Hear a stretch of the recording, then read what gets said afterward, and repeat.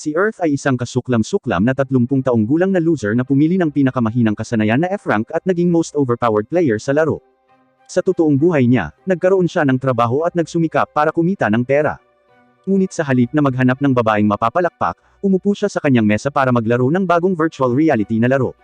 Iniisip niya siya ay isang matandang talunan, at tinawag pa niya ang kanyang sarili na isang matandang geezer. Ngunit, sa laro, naramdaman niyang bata muli. Nagagawa niya ang lahat ng uri ng mga kamanghamanghang bagay na hindi niya magagawa sa totoong buhay. Napagpasyahan niyang pangalanan ang kanyang karakter na Earth, at ginawa niyang napaka-ordinaryo at boring si Earth. Ayaw niyang mag-stand out dahil hindi naman siya yung tipong gustong maging pangunahing tauhan. Hindi siya makapaglaro buong araw dahil kailangan niyang magtrabaho at maging responsable. Kaya naman, ilang oras lang siya nakakapaglaro araw-araw. Nag-aalala siya na baka makaabala siya sa ibang mga manlalaro kung susubukan niyang makipaglaro sa kanila, kaya kadalasan ay naglalaro siya ng mag-isa. Pagdating sa pagpili ng mga espesyal na kakayahan para kay Earth, nagpasya siyang pumili ng mga kasanayang hindi masyadong malakas. Pinili niya ang mga bagay na hindi masyadong maganda sa yugto ng pagsubok ng laro.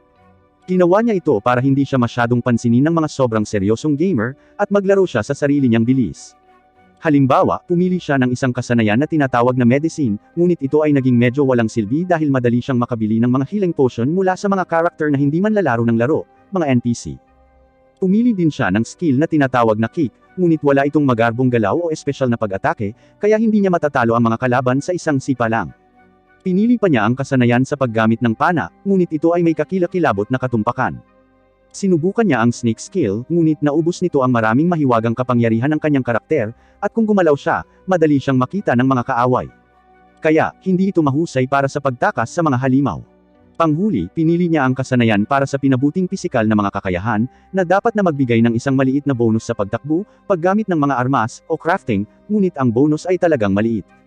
Kung nais ng isang tao na maging malakas, dapat siyang pumili ng higit pang mga espesyal na kasanayan. Sa hindi gaanong mahusay na mga kasanayang ito, maaaring nagawa ni Earth ang pinakamasamang karakter kailanman sa anumang laro. Pero nagustuhan niya yon. Sa pamamagitan ng pagpili ng mga underpowered na kasanayan, iniwasan siya ng ibang mga manlalaro, para makapagpahinga siya at makapaglaro sa paraang gusto niya. Sa wakas ay pumasok siya sa isang laro na tinatawag na One More Free Life Online. Ito ay tinawag na dahil ang mga manlalaro ay maaaring magsaya sa isa pang buhay nang hindi na kailangang kumpletuhin ang panghuling boss quest. Maaari nilang gugulin ang kanilang mga halimaw na nakikipaglaban sa oras, gumawa ng mga cool na bagay, o nakikipag-hangout at nakikipag-chat sa ibang mga manlalaro. Ito ay isang laro para sa mga taong hindi masyadong masaya sa kanilang totoong buhay. Sa unang araw ng paglabas ng laro, sobrang sikip ng lugar.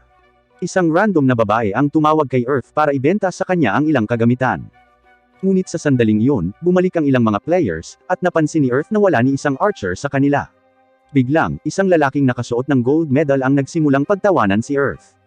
Naisip ni Earth na ito ay isang kaayla-hilakbot na paraan upang simulan ang kanyang unang araw. Sinabi ng lalaki na walang silbi ang mga pana at tinawag si Earth na kakaiba, isang dork, at isang talunan. Pinadilaan pa niya si Earth sa sahig. Nakaramdam ng kilabot si Earth, at tuluyang umalis ang lalaki. Ang mga tao ay mukhang hindi gusto ang mga archer, ngunit si Earth ay ganap na cool sa ganito. Sa bulwagan ng pagsasanay, nasasabik si Earth sa panunood ng iba pang nagsasanay, kaya nagpasya siyang subukan ito. Nakalulungkot, ang tanging nataman niya ay ang lupa. Mabilis niyang nalaman na hindi siya makakapana ng mga arrow ng maayos. Pero determinado siyang gumaling. Siya ay patuloy na sumusubok, ngunit ito ay isang tunay na pakikibaka.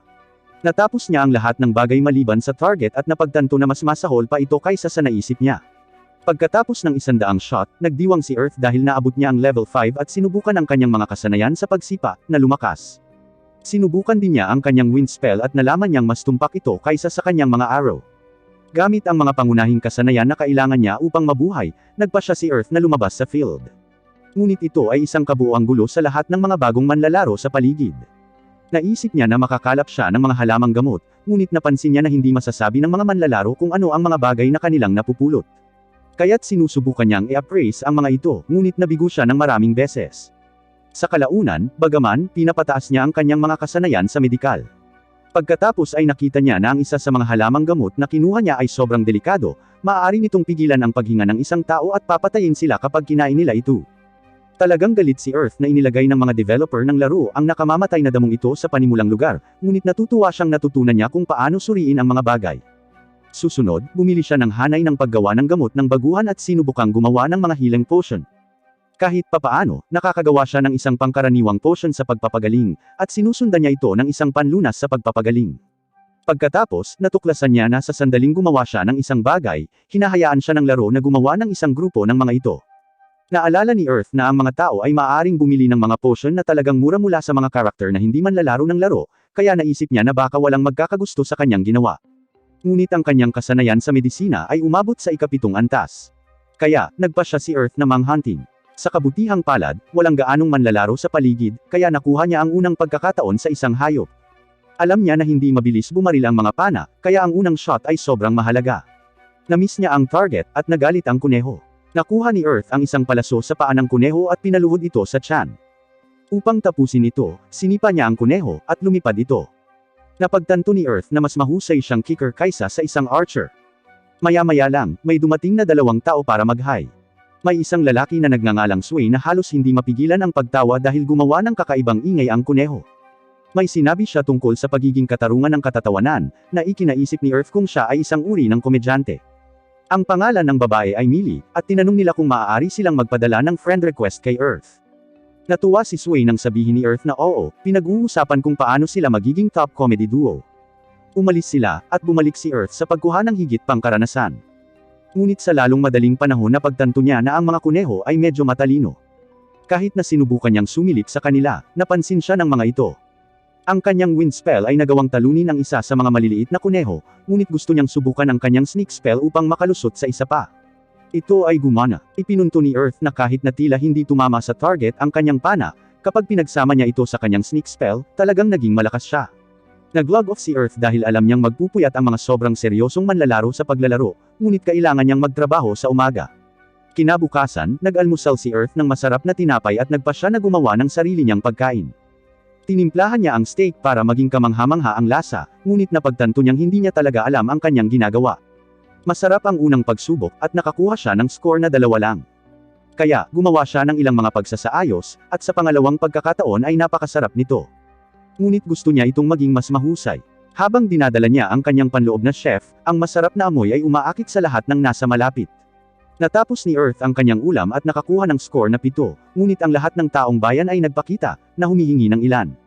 Ayaw ibigay ni Earth ng libre kaya nagtakda siya ng napakataas na presyo, at nagulat siya nang makitang handa silang magbayad. Ginugol niya ang buong gabi sa pagluluto, na tumaas sa antas ng pagluluto niya sa 20, at natuto pa siya ng isang kasanayan na nagpabilis sa kanyang pagluluto. Nang maglaon, nagpa siya si Earth na gumawa ng pana. Walang gaanong pangangailangan para sa mga pana, kaya ang mga mamamana ay kailangang gumawa ng kanilang sarili. Ang kanyang unang pana ay napaka-basic, kaya nakakuha lamang ito ng marka na 3 at isang lakas ng pag-atake na 4. Ngunit ang kanyang susunod na pana ay mas mahusay.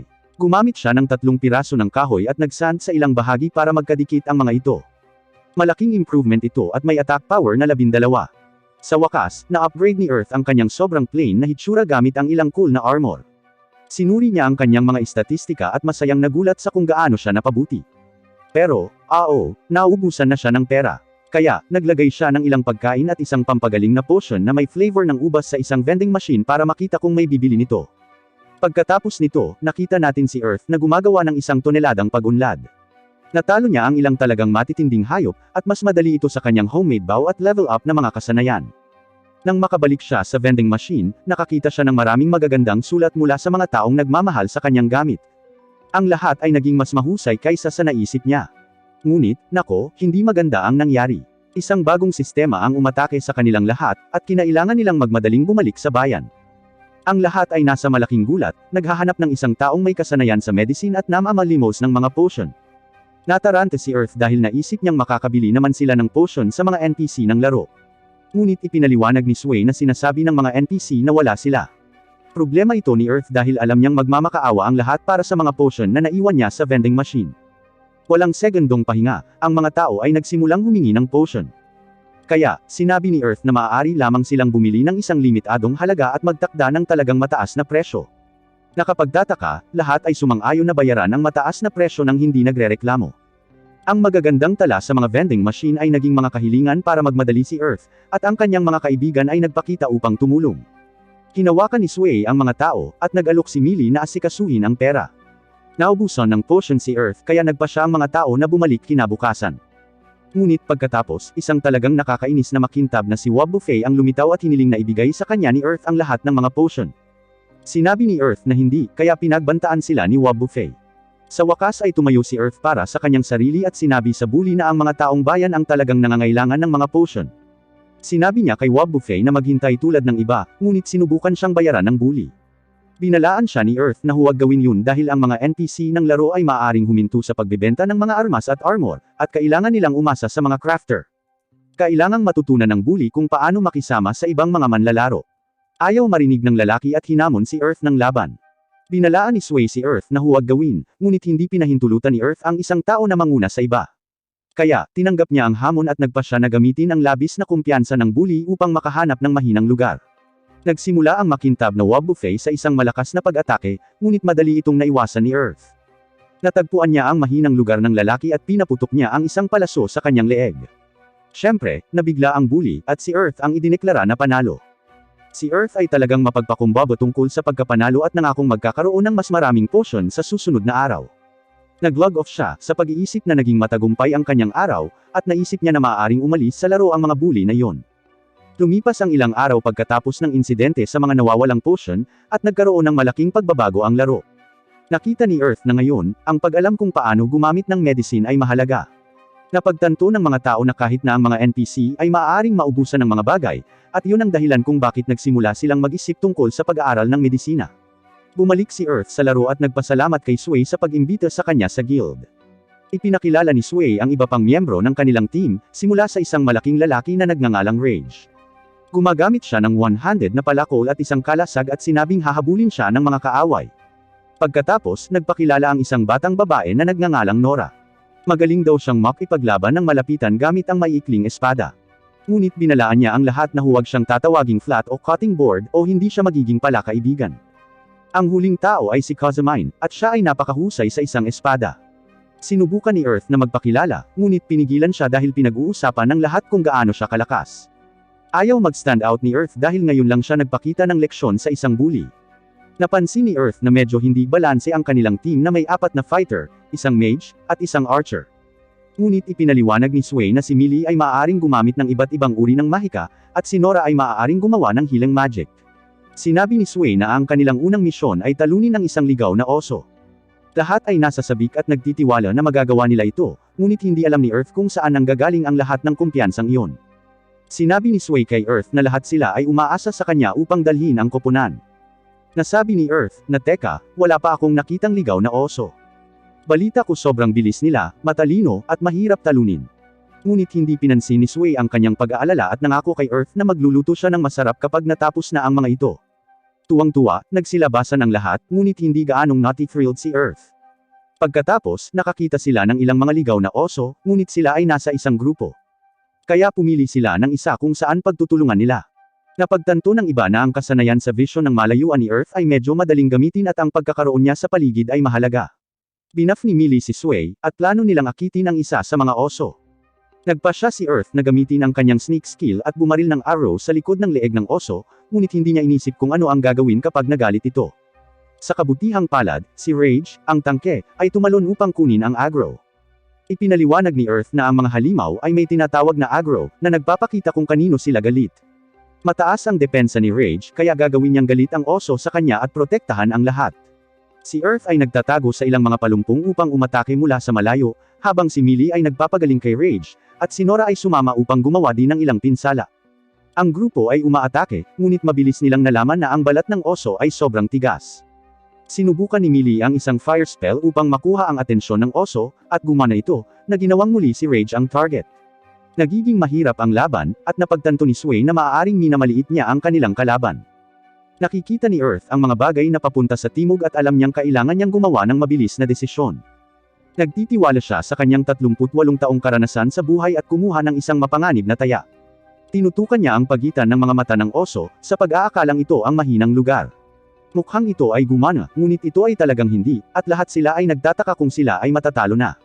Masyadong maraming HP ang oso. Pinuntahan ni Earth ang kanyang huling pagpipilian. Ang iba ay nag-aalala tungkol sa kanyang kaligtasan, ngunit si Earth ay sumisid at gumamit ng spell na natutunan niya sa Wind Magic Level 15. Napakabilis niya sa loob ng 10 segundo at itinulak ang kanyang arrow ng mas malalim sa bungo ng hayop. Sinundan ni Millie ng isang malakas na spell ng apoy. Sa wakas, natalo nila ang halimaw, at napagtanto nilang mas mahirap ang laban kaysa sa inaakala nila. Pagkatapos, nagluto si Earth para sa grupo, at namangha ang lahat sa masarap nito. Iniisip nila kung mahal ba ang paggawa ng ganoong kasarap na pagkain. Ipinaliwanag ni Earth na hindi. Ang problema lang ay hindi mabibili ang mga recipe dahil may unspoken rule ang mga crafters na huwag ipagpalit ang mga ito. Ang isang dahilan kung bakit hindi maaaring ipagpalit ang mga recipe ay dahil ang paggawa ng mga ito ay nangangailangan ng maraming oras at pera. Ang pangalawang dahilan ay, kahit na ang dalawang tao ay may parehong recipe, ang mga bagay na ginagawa nila ay maaaring maging talagang magkaiba. Ang mga recipe ay tulad ng pagsusumikap at pagkamalikhain ng mga taong gumawa nito.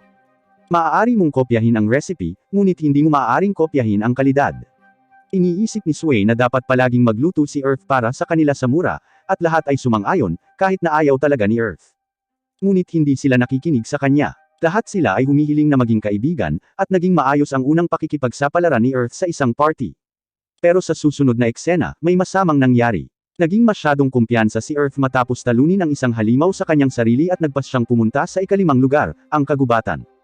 Inatake niya ang isang langgam, at tinawag nito ang mga kaibigan nito. Patuloy na lumaban si Earth, ngunit ang langgam ay maaaring magpakita ng pinsala. Hindi siya makagalaw, at alam niyang may problema siya. Si Earth ay nakakuha ng parusa sa pagkamatay at pinabalik sa bayan. Inamin niya na kasalanan niya ang pagiging masyadong sigurado sa kanyang sarili at nagpa siya na kailangan niyang gumawa ng mas mahusay sa susunod na pagkakataon. Pagkatapos, lahat ng manlalaro ay nakakakuha ng mensahe tungkol sa isang malaking update na tinatawag na Fairy Ball. Magkakaroon ito ng mga bagong kasanayan at item para sa mga crafters, kasama ang mga fairy na tutulong sa kanila sa kanilang mga pakikipagsapalaran. Alam ni Earth na ang ibang mga manlalaro ay mag-level up din, kaya hindi niya kayang makakuha ng higit pang mga parusa mula sa pagkamatay. Nang maglaon, nakita natin na nagsumikap si Earth upang maalis ang kanyang mabigat na parusa at natutong maging isang panday. Ayaw niyang maulit ang parehong pagkakamali, kaya nagpa siyang gumawa ng isang pana na maaaring tumagos sa matigas na balat ng langgam. Una, nakakakuha siya ng dalawang uri ng bakal. Ang isa ay regular na bakal para sa pagbutas, at ang isa ay sobrang purong bakal para sa pag-smash. Ikinabit niya ang bakal na arrowhead sa isang kahoy na arrow, na gumagawa ng isang bakal na arrow na may 7 attack point. Pagkatapos, gumawa siya ng malamis na arrowhead para sa pag-smash. Sigurado si Earth na makakatagpo siya ng higit pang mga kaaway na maaaring magpakita ng pinsala, at ang pagsipa ay hindi nagpapahintulot sa kanya na gumamit ng sandata. Kaya, nagdaragdag siya ng mga maiikling spike sa ilalim ng kanyang boots at isang talim sa gilid upang malutas ang parehong mga problema. Kahit na ito ay isang prototype, ito ay kapaki-pakinabang, na nagbibigay sa kanya ng 12 puntos sa pag-atake at 2 karagdagang depensa. Pero gusto niya itong subukan at pagbutihin. Pagkatapos, dumaan ang 2 masamang lalaki at pinagtatawanan ang kanyang mga boots. Nagtataka sila kung boots ba sila o armas. Buong pagmamalaking sinabi ni Earth na pareho silang dalawa, at masama ang pakiramdam ng mga lalaki dahil wala silang magagawa kundi maging masama. Maya-maya, pumunta si Earth sa isang tindahan at bumili ng ilang bowstrings. Napansin ng babae sa tindahan ang kanyang kakaibang boots at medyo natakot nang sabihin sa kanya ni Earth na plano niyang gamitin ang mga ito para labanan ang mga langgam. Napahanga siya dahil akala niya chef lang siya. Tulad ng para sa kanyang pana, ipinaliwanag ni Earth na naabot niya ang level 30 ng archery at ngayon ay kailangang pumili ng isang specialization. Siya ay may 3 mga pagpipilian, maikling pana, mahabang pana, at pangangaso na pana. Madaling gamitin ang maikling pana ngunit may maikling hanay, at hindi maganda ang mga ito para sa kanya dahil hindi siya fighter. Ang mahahabang pana ay may saklaw at kapangyarihan ngunit tumatagal ng mahabang oras sa pagbaril, na hindi maganda para sa mga solo na manlalaro. Kaya, nagpa siyang kunin ang pana sa pangangaso, na may kaparehong hanay at kapangyarihan gaya ng kanyang luma, at ito ay isang mas malakas na kasanayan. Si Earth ay nagsimulang gumawa ng kanyang bagong pana at pumili ng isang disenyo na gusto niya. Nakita ng panday, na pinangalan ng Black, kung ano ang ginagawa niya at nagulat siya dahil hindi pa siya nakakita ng pana na ganito dati. Tinapos ni Earth ang hindi pangkaraniwang pana, na tinawag niyang X-Bow, at mayroon itong 32 attack points. Ang bagong pana na ito ay nangangailangan ng higit na lakas upang umatras kaysa sa kanyang luma, ngunit ito ay maganda sa pakiramdam at mas malakas. Naging sentimental si Earth sa kanyang lumang pana, na nagpapasalamat dito sa pagiging kahanga-hanga. Ngunit pagkatapos, mabilis siyang nasasabik na subukan ang kanyang bagong pana. Kinabukasan, bumalik siya sa kagubatan, determinadong maghiganti. Nakahanap siya ng solong langgam at inatake niya ito ng kanyang mapanira na palaso. Sinubukan ng langgam na i-reflect ang pinsala, ngunit tinapos ito ni Earth gamit ang kanyang matulis na arrow. Ngunit hindi iyon sapat. Gusto niyang tapusin ang mas maraming langgam para gumaan ang pakiramdam niya, kaya't nagpatuloy siya sa isang pagmassacre ng mga langgam. Nang maglaon, tumayo siya sa harap ng lahat ng nasmash na langgam at inaangkin ang kanyang tagumpay. Pero parang hindi pa siya tapos sa kanyang paghihiganti. Kinaladkad ni Earth ang mga bangkay ng langgam sa bayan dahil gusto niyang gamitin ang mga ito para gumawa ng bagong baluti. Pagkatapos, narinig niya ang tungkol sa pagsisimula ng fairy ball at nakakita siya ng kristal. Umaasa siyang makakagawa siya ng kontrata sa isang fairy ng hangin dahil archer siya. Sinimulan niya ang ritual, at ang kristal ay nanginginig ng husto ngunit pagkatapos ay nasira, tulad ng kanyang puso. Nang maglaon, kinausap ni Earth si Sway at sinabi sa kanila ang tungkol sa kanyang nabigong ritual ng fairy. Ang iba ay nagtagumpay sa kanila at hinikayat si Earth na huwag sumuko. Sabi nila, baka may chance sa second half ng event, at hindi nawawala ang sirang item, kaya may shot pa siya. Gumaan ang loob ni Sway sa paglutas ng isang problema ngunit nagtataka kung bakit ang lahat ng mga fairy ay tila gustong-gusto si Earth. Maya-maya, nagpapahinga na lang si Earth sa anino nang may lumapit sa kanya na maliit na butil ng liwanag. Bumangon siya at binanggit na sa ilang kadahilanan, naging pala kaibigan ng mga fairy sa kanya nitong mga nakaraang araw. Hinayaan niyang magpahinga ang fairy sa kanyang daliri at humingi ng paumanhin sa hindi niya magawang kontrata.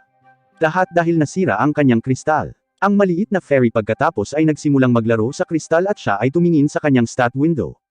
Napansin niya na tumaas ang kanyang mga antas ng kasanayan, na nagbibigay daan sa kanya na gumastos ng 3 XP na puntos upang magpakadalubhasa sa isa pang kasanayan.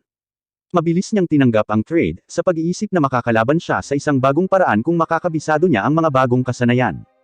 Nagpasya siyang subukan ang bagong kasanayang iyon sa kanyang unang dungeon. Kinalugad niya ang madilim na kuweba at naalala niya na ginagawa rin niya ito noong siya ay maliit pa. Sa kabutihang palad sa kanyang skillset, nagawa niyang maiwasan ang mga mapanganib na lugar na puno ng mga bitag. Siya ay patuloy na nag-iisip tungkol sa mga lumang panahon, pakiramdam nasa sabik tungkol sa paggalugad sa ganap na kadiliman. Akala niya ay hindi na niya ito mararanasan muli, ngunit ang larong ito ay nagpapahintulot sa kanya na magkaroon ng parehong pakiramdam. Pagkatapos ay napansin niya ang ilang pulang ilaw sa isang madilim na lugar, lumabas na ito ay isang gagamba na umaatake sa kanya. Mabilis niyang binaril ito gamit ang kanyang pana at sinundan ito ng pag-atake ng wind cutter. Gayunpaman, sa kanyang pagtataka, ang halimaw ay buhay pa rin. Muli siyang inatake ng gagamba, na pinipilit siyang gamitin ang isa sa kanyang mga bagong kasanayan, ang high jump. Sa kabila ng pag-headbutting sa kisame, nagawa ni Earth na mapunta sa likod ng gagamba. Sumunod siya sa pamamagitan ng paggamit ng Lotego para hilahin ang gagamba sa kanya at ginamit ang kanyang bagong boots para tapusin ang halimaw. Nawawala ang bangkay ng gagamba, ngunit lumilitaw ang kakaibang lilang liwanag. Napagtanto niya na ito ay mga diwata ng kadiliman at nagpa siya na sundan sila. Dinadala nila siya sa isang mapanganib na landas, ngunit nagawa niyang manatiling ligtas dahil sa kanyang kasanayan sa stable center of gravity. Gayunpaman, nagulat siya nang marating niya ang dulo ng landas. Mayroong isang malaking bilang ng mga engkanto na nagtipon sa paligid ng isang malaking bato, at nagpasya siyang mag-imbestiga. Hinila niya ang boulder sa gilid at nakakita ng isang lihim na pinto. Binuksan niya ito at nakita ang isang kahon na may lumang singsing sa loob. Nagpasya siyang itago ito bilang alaala ng kanyang mga adventure at nagpasalamat sa mga diwata. Sa parehong sandali, naglabas ng bagong mensahe ang Game Masters. Inaanunsyo nila ang ikalawang kalahati ng event ng Fairy Ball. Ang pangalan nito ay The Fairy Battle Tournament. Mabilis siyang bumalik sa pangunahing lungsod upang panuuri ng opisyal na anunsyo. Ibinunyag ng mga master ng laro na mag-e-evolve ang kanilang mga engkanto kung sila ay lalahok. Ang kailangan lang nila ay manalo ng isang tiyak na bilang ng mga laban sa player versus player. Kung magagawa nila, mag-e-evolve ang kanilang mga diwata at magkakaroon ng bagong anyo. Gayunpaman, hindi nila maaaring labanan ang parehong mga kalaban. Ipinaliwanag din nila na ang nangungunang 16 na manlalaro ay iimbitahan sa isang paligsahan na may mga bagong kamanghamanghang gantimpala. Gayon din, sa bagong update ng laro na ito, ang mga manlalaro ay makakakuha ng mga titulong ipapakita. Gayunpaman, magkakaroon ng ilang bihirang mga titulo batay sa kanilang estilo ng paglalaro. Ibinalita rin nila ang pinakamahalagang bagay kay Earth. Ang mga taong nabigo na gumawa ng isang kontrata sa isang diwata ay magagawang ayusin ang kanilang kristal kung sila ay lalaban sa mga manlalaro. At ang mga naayos na kristal na iyon ay hindi lamang magkakaroon ng garantisadong rate ng tagumpay upang makakuha ng isang engkanto, ngunit may mataas na pagkakataong makakuha ng isang S-rank. Magpapatupad din sila ng bagong sistema kung saan magkakaroon ng pagkakakilanlan at personalidad ang mga diwata. Nasa sabik ang lahat pati si Earth. Gayunpaman, pakiramdam niya ay sisimulan ng mga manlalaro ang pag-target sa mga craftsman na hindi mahusay sa labanan.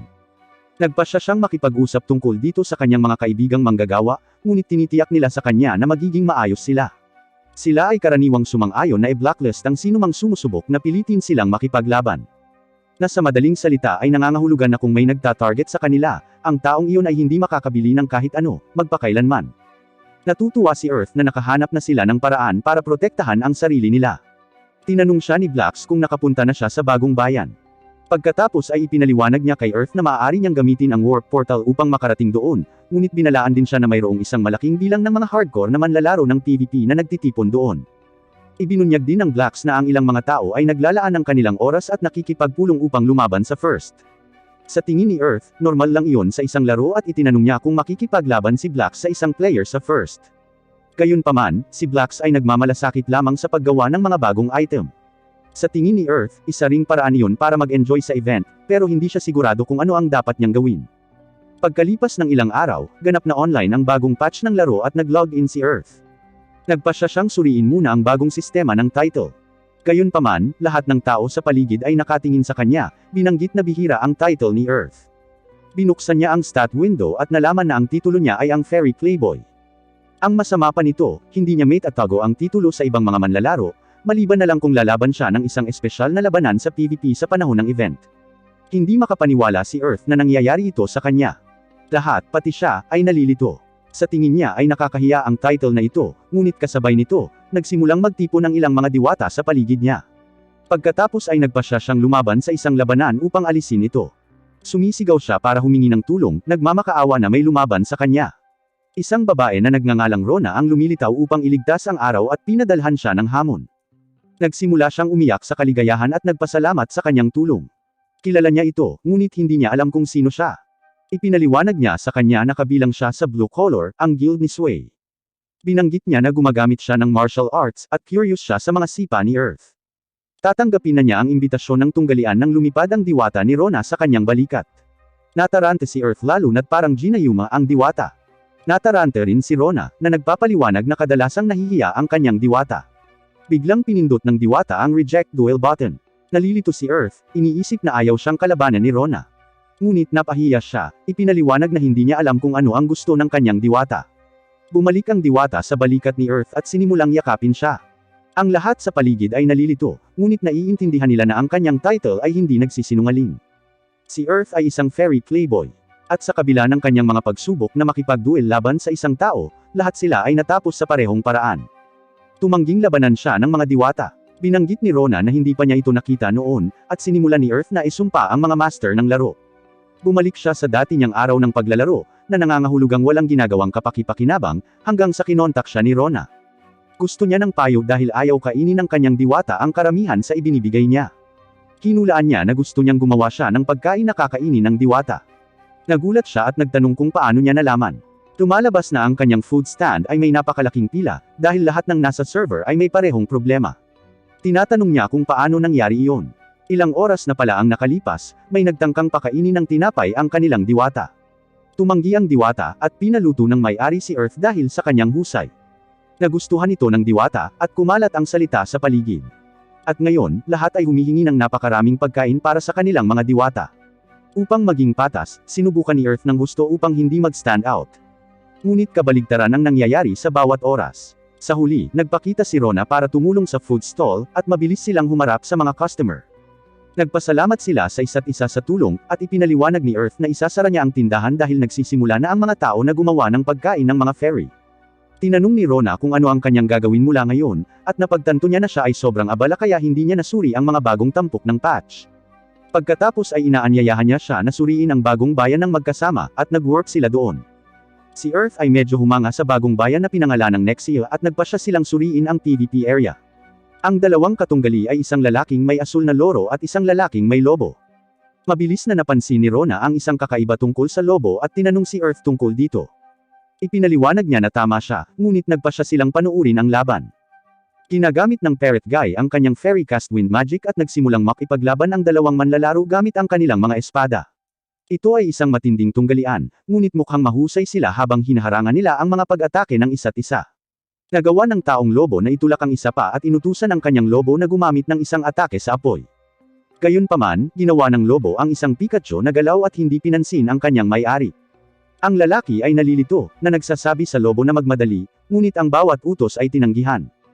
Nalilito sina Rona at Earth sa mga nangyayari. Kadalasan, ang mga diwata ay hindi sumusuway sa utos. Ang loro ay gumamit ng kidlat na mahika sa lalaki at ang may-ari nito ay tinapos ang kalaban gamit ang kanyang espada. Natapos ang tunggalian at tinanong ni Rona kung alam ni Earth kung bakit hindi pinansin ng Wolf Fairy ang mga utos ng amo nito.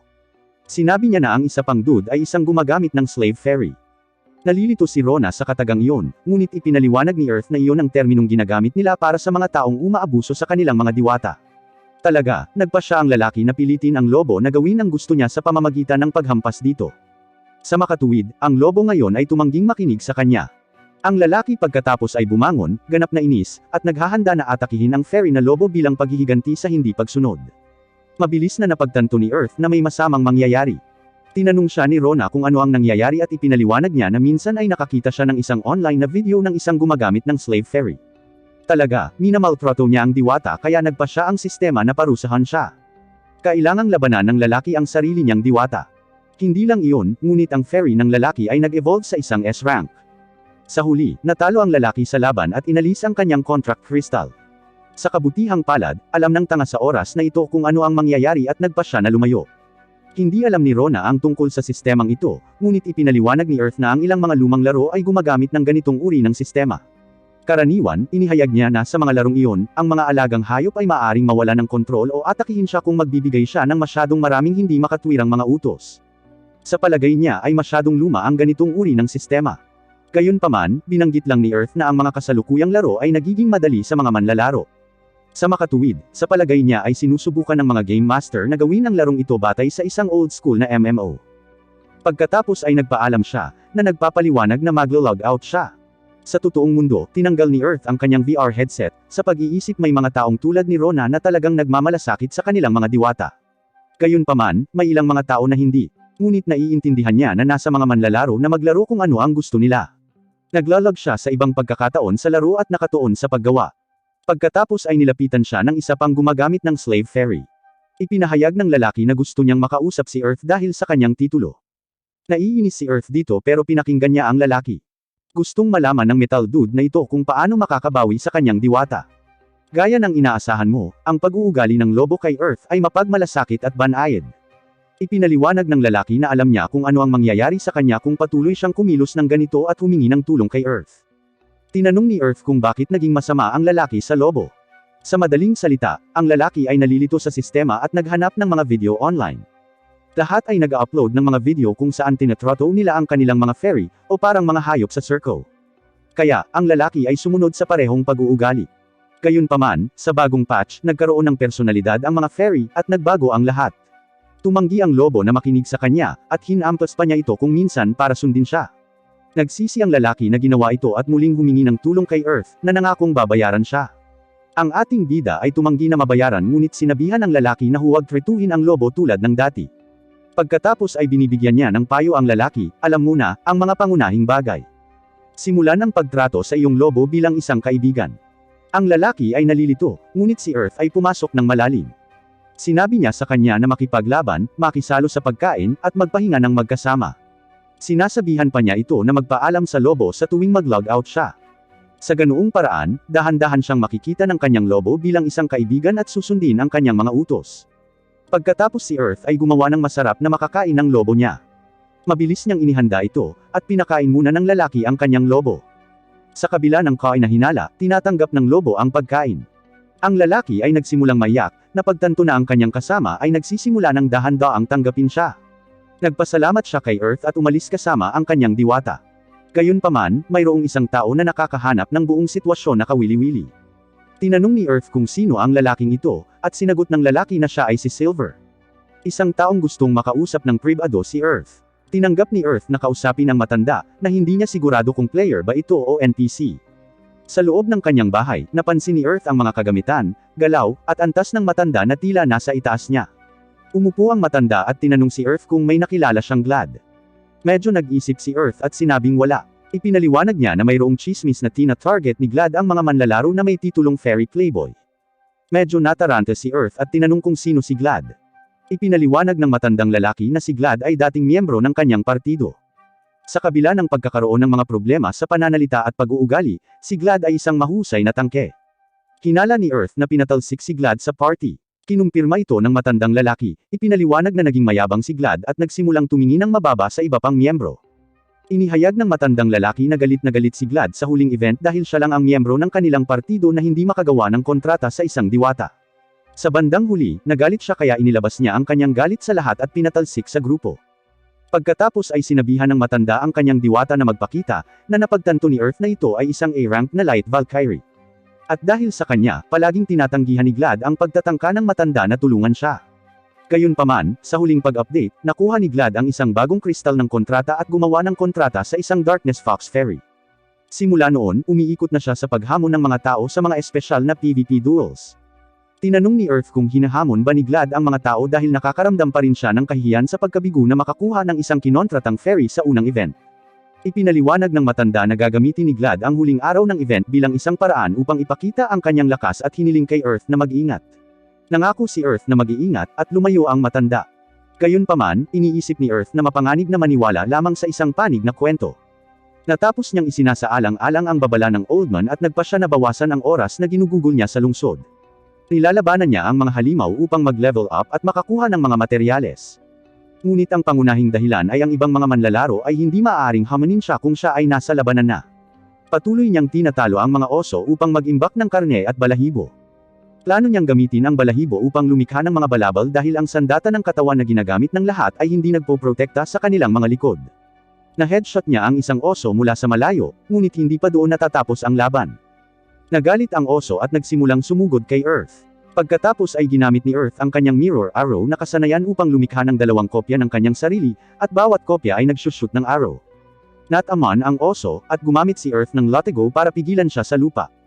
Pagkatapos ay sumunod siya sa pamamagitan ng pagtalon sa hangin at pagsipa sa oso. Madali niyang natalo ito, at ang kanyang kasanayan sa kick ay umabot sa level 50.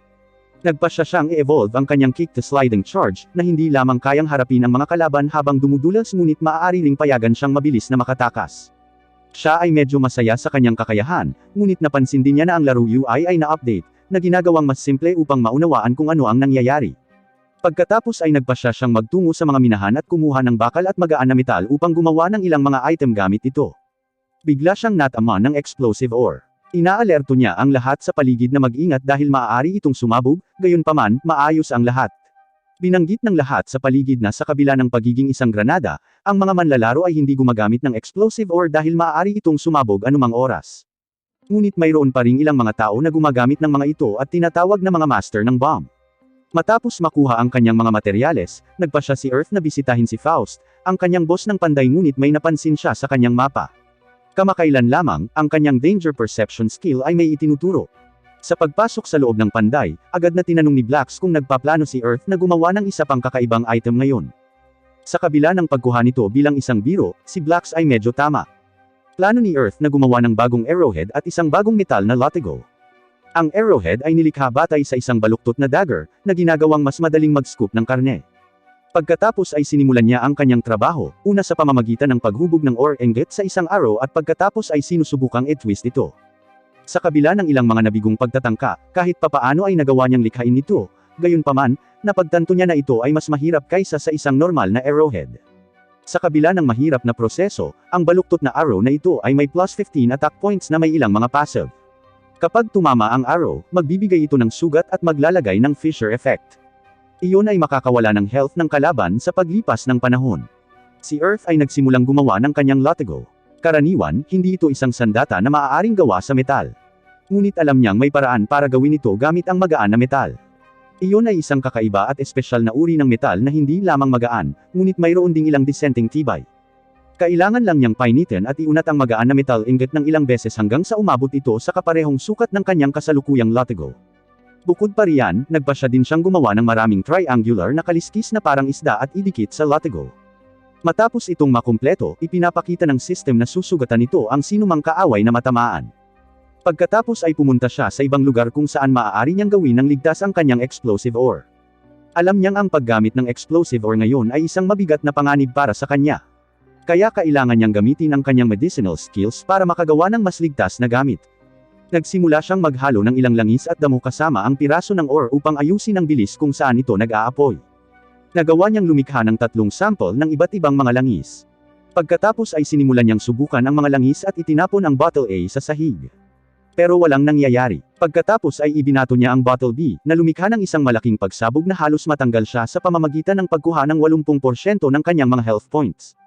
Napagtanto niya na ang isa ay masyadong makapangyarihan at dapat lamang gamitin bilang isang huling paraan upang ibagsak ang kaaway sa kanyang sarili.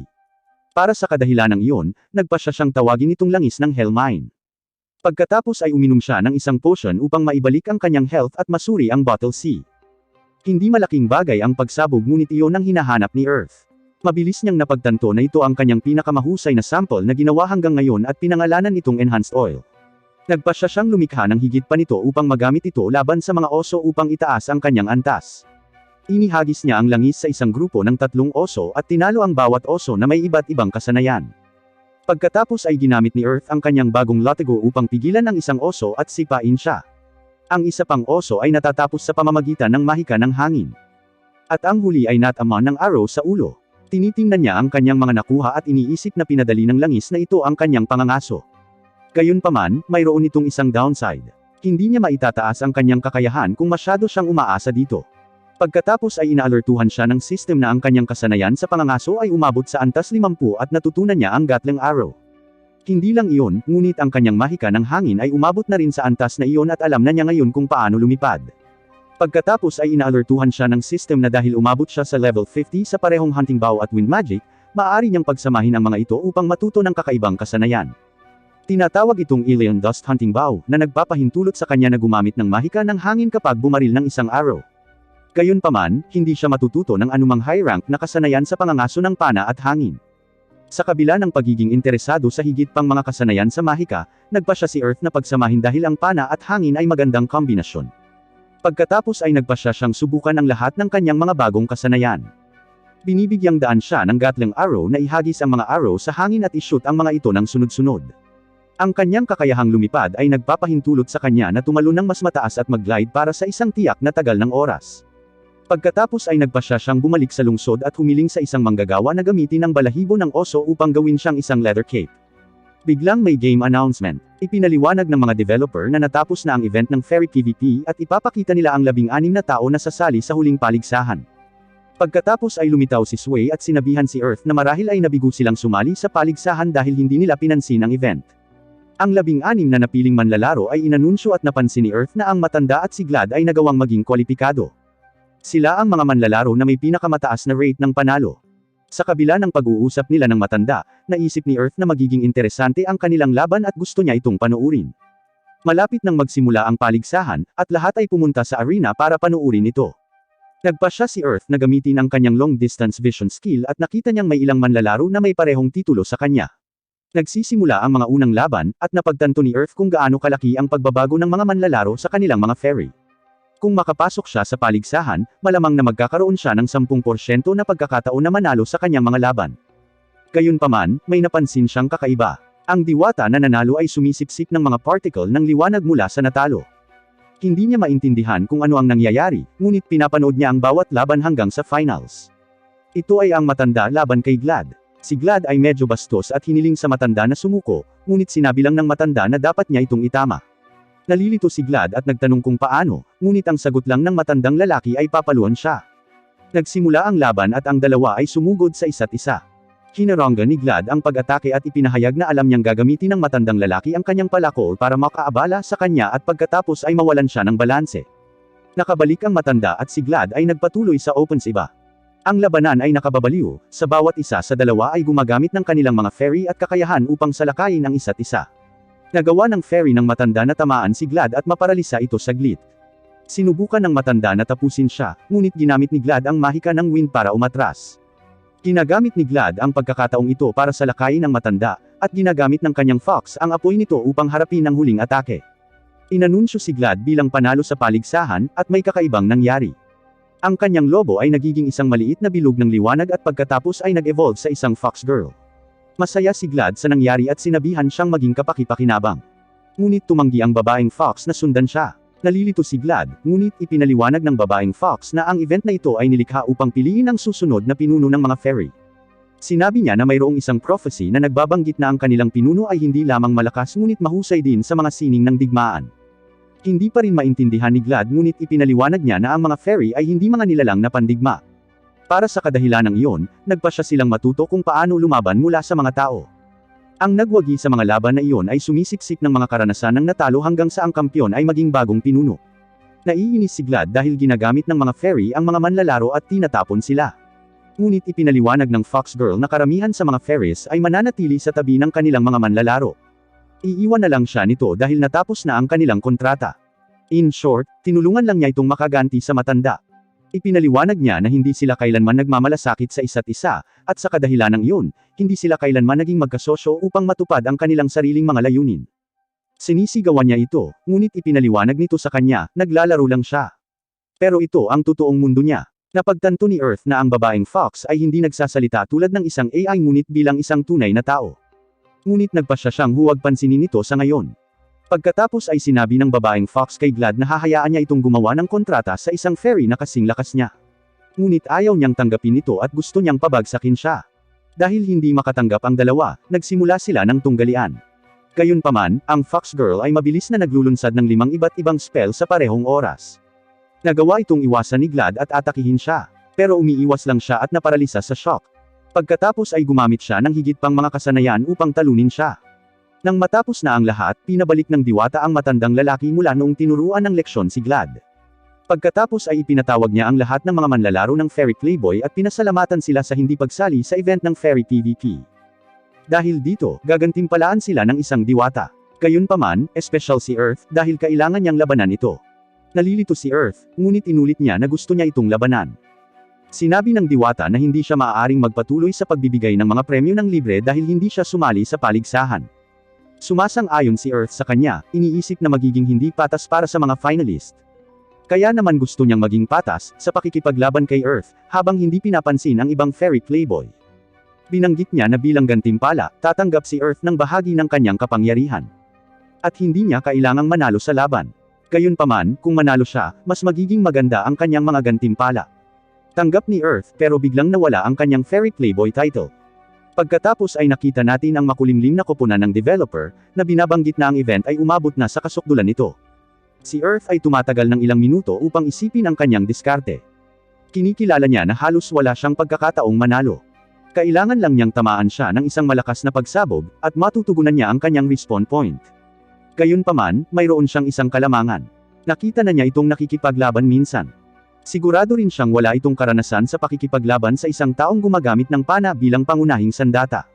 Alam niyang dapat mabilis siya dahil mababa ang tibay niya, at kung magtatagal ang laban, talo siya. Gayunpaman, ang tanging paraan upang matalo siya ay sa pamamagitan ng pakikipaglaban sa marumi. Inihahanda niya ang kanyang mga langis at naghanda ang dalawa para simulan ang tunggalian. Umabot sa 0 ang countdown at mabilis na tumalikod si Earth at dumulas. Ang diwata ay nalilito ngunit mabilis na napagtanto na nakakuha siya ng distansya dahil siya ay isang archer. Nagpasya si Earth na i-shoot ang kanyang unang arrow na may 70% na kapangyarihan, ngunit gumagamit siya ng wind magic para harangan ito. Sa kabila ng pagkalito sa una, mabilis niyang napagtanto na ang arrow ay maaaring harapin ang magic kung gagamitin niya ang kanyang buong kapangyarihan. Ang diwata ay nagsimulang magpatawag ng ilang mga fire lance, ngunit nagawa niyang iwasan ang mga ito. Pagkatapos ay bumaril siya ng isa pang palaso, at sinubukan niyang pigilan ito gamit ang mahika ng apoy. Gayunpaman, nabigo ang magic na harangan ang arrow at nataman siya sa balikat. Pagkatapos ay nagpasya ang diwata na dapat niyang pigilan siya sa pamamagitan ng paglalapit ng kanilang distansya. Gayunpaman, pinaghandaan na ito ni Earth at inilabas ang kanyang flask. Sa una ay naisip niya na ito ay isang potion at sinusubukang pigilan siya sa pag-inom nito. Ngunit ibinato niya ito sa kanya, na nagdulot ng ulap ng usok. Napagtanto ng diwata na napapaligiran ng usok, ang flask ay naglalaman ng lason. Pagkatapos ay ibinato sa kanya ni Earth ang ilang flasks ng pinahusay na langis, na lumikha ng ilang mga pagsabog. Mabilis niyang napagtanto na nagkamali siya sa pamamagitan ng hindi paghihigpit sa mga bagay. Simpleng sagot ni Earth, na bilang tao, kailangan niyang mag-isip ng mga diskarte para manalo kapag nahaharap sa mas malakas. Pagkatapos ay tinawag ng diwata ang mga pader na lupa upang harangan ang kanyang larangan ng pagtingin at pigilan siya sa pag-atake. Gayunpaman, mabilis na na-activate ni Earth ang kanyang stealth skill. Sinusubukan ng diwata na tuklasin siya, ngunit hindi niya magawa. Ang wall spell ay nagsimulang maglaho, at sinubukan niyang hanapin siya. Gayunpaman, lumitaw si Earth mula sa likuran at ginamit ang kanyang latigo upang pigilan siya. Sinusundan niya ang kanyang kasanayan sa sliding charge at pinagsama ito sa kanyang mga bagong kasanayan sa pagpana. Naghahagos siya ng mga arrow sa hangin at pinaputok ito na parang machine gun, na sinusundan ng kanyang double clone skill. Pagkatapos kumuha ng ilang arrow sa mukha, gumamit si Earth ng fly at malaking jump para i-shoot ang isang tumatagos na arrow sa kanyang kaibuturan. Pagkatapos ay sinipa niya ang parehong arrow ng mas malalim sa kanyang katawan, at na-dematerialize ang diwata. Sa kabila ng pagiging hype ng audience sa kanilang pinanood, napagtanto ni Earth na nakagawa siya ng malaking pagkakamali. Ipinakita niya ang kanyang mga kasanayan sa combo sa isang malaking madla, na magpapahirap sa kanya sa hinaharap. Hindi lang iyon, hihilingin din nila sa kanya na gumawa ng enhanced oil at hamanin siya para sa mga laban. Nagpasya siyang tumakas habang kayapa niya, gayunpaman, muling lumitaw ang diwata. Tinanggap niya ang pagkatalo at sinabi sa kanya na oras na para sa kanyang gantimpala. Sinabi niya sa kanya na kunin ang kanyang sirang kristal na kontrata ng diwata at ang ring ng Fairy King. Nalilito siya dito at nagtanong kung ang tinutukoy niya ay ang singsing na nakita niya sa dungeon. Sa pagsuri sa kanyang fairy contract crystal, binanggit niya na medyo unpredictable siya dahil mayroon na siyang 5 ilaw dito. Pagkatapos ay tinawag niya ang mga anak ng liwanag at 2 pang ilaw ang lumitaw sa loob nito. Pagkatapos ay itinayo niya ang kristal at ang singsing. Sinubukan niyang ilagay ang singsing sa daliri nito, na pilit niyang tinatanggihan dahil parang pinapakasalan siya nito. Gayunpaman, gumamit siya ng spell para madagdagan ang kanyang lakas at sa wakas ay naisuot niya ang singsing sa kanyang daliri. Ipinapahiwatig ng system na ang singsing na ito ay isang natatanging item sa laro dahil naglalaman ito ng lahat ng 6 na elemento ng kapangyarihan ng fairy. Ang pag-equip nito ay nagpapahintulot sa pagpasok sa bansa ng mga diwata. Gayunpaman, mayroong isang problema, hindi niya ito maaaring alisin sa kabila ng mga nakakabaliw na istatistika na mayroon ito. Ang kanyang pag-atake, depensa, at pagbawi ng mana ay tumaas ng 10%, habang ang kanyang paggamit ng mana ay nabawasan ng 5%. Kapag umaatake mayroon ding posibilidad na magpatawag ng ilusyon ng Fairy Queen sa loob ng 3 segundo. Ngunit ang pinakakawili-wili ay isang bagong title. The One Who Even Charmed the Fairy Queen. Alam niyang mga hulugan ito ng gulo sa hinaharap. Pagkatapos ay nawala ang reyna ng fairy, at natapos na ang event. Pagkalipas ng ilang araw, nalaman ni Earth na ang mga manlalaro na nanood ng laban ay nagsisimula ng matuto ng mga kasanayan sa pagpana. Dati siya lang ang manlalaro sa laro na isang archer, ngunit ngayon ay mas sikat na ito. Si Earth ay patuloy na nakatuon sa paggawa ng kanyang mga langis ngunit medyo nalulungkot siya. Pinili niya ang kanyang husay sa pana at hangin dahil itinuring silang basura ng lahat. Gayunpaman, napagtanto ngayon ng mga tao na sila ay napakalakas. Biglang sumulpat ang Fairy Queen kaya natarante siya. Tinanong niya siya kung paano niya nalaman kung nasaan siya, ngunit sumagot siya na ang singsing ay isa ring teleport point. Tinutukso niya ito, sinabing naparito siya upang magdala ng pag-ibig sa malungkot na walang diwata, ngunit hinampas siya nito sa ulo. Alam niyang nandyan lang siya para laktawan ang trabaho at inuutusan siyang bumalik. Pagkatapos ay nagpasya siyang bumalik sa lungsod, ngunit hindi siya komportable dahil lahat ay nakatingin sa kanya. Nagkomento sila kung paano siya ang asawa ng Fairy Queen. Bigla niyang narinig ang isang random na lalaki na sumisigaw sa isang tao na huminto sa paglalakad. Nagpasya si Earth na magpatuloy sa paglalakad bago siya mahuli sa ilang random na kalituhan dahil gusto niyang manghunt at sumubok ng bago. Naalala niya ang binanggit ng Fairy Queen na kung sino man ang nag-equip sa singsing ay maaaring matuto ng Prism Nova spell. Nagpasya siyang suotan ang isang oso gamit ang kanyang mga palaso at pagkatapos ay gamitin ang kanyang latigo upang pigilan siya. Mabilis niyang sinimulan ang spell at pagkatapos ng mahabang incantation, isang malaking makintab na bola ang lumitaw sa ibabaw ng oso at natupok ito. Siya ay nalilito sa una, ngunit pagkatapos ng ilang pagsubok ay napagtanto niya na ang Prism Nova ay nagbibigay ng random na abnormal na epekto sa katayuan sa kanyang mga kalaban. Pagkatapos ay nakahanap siya ng malayong lugar at inayos ang kanyang pansamantalang kusina. Sinusubukan niyang pataasin ang kanyang pangkalahatang kahusayan sa pagluluto sa pamamagitan ng paggawa ng ilang dish ng sabay-sabay. Pinag-uusapan niya ang spell sa Fairy Queen, na nagpapaliwanag na ang paralysis at petrify ay may mababang posibilidad ng pag-trigger, at ang spell mismo ay may malaking cooldown. Sinubukan niyang kainin ang kanyang pagkain ngunit hinampas siya nito sa ulo, na nagpapaliwanag na balak niyang ibenta ang mga pagkain iyon, hindi kainin ang mga ito. Sinisikap niyang mga tuwiran sa kanya, na nagsasabi na ang kanyang bansa ay gumagawa lamang ng mga matamis at siya ay pagod dito. Alam niyang nagsusumikap siya ng husto para sa mga mamamayan ng kanyang bansa, ngunit hindi yun nangangahulugan na maaari niya itong inisin kapag naramdaman niya ito. Bigla silang nag-ambala ng isang random na pangit na dude.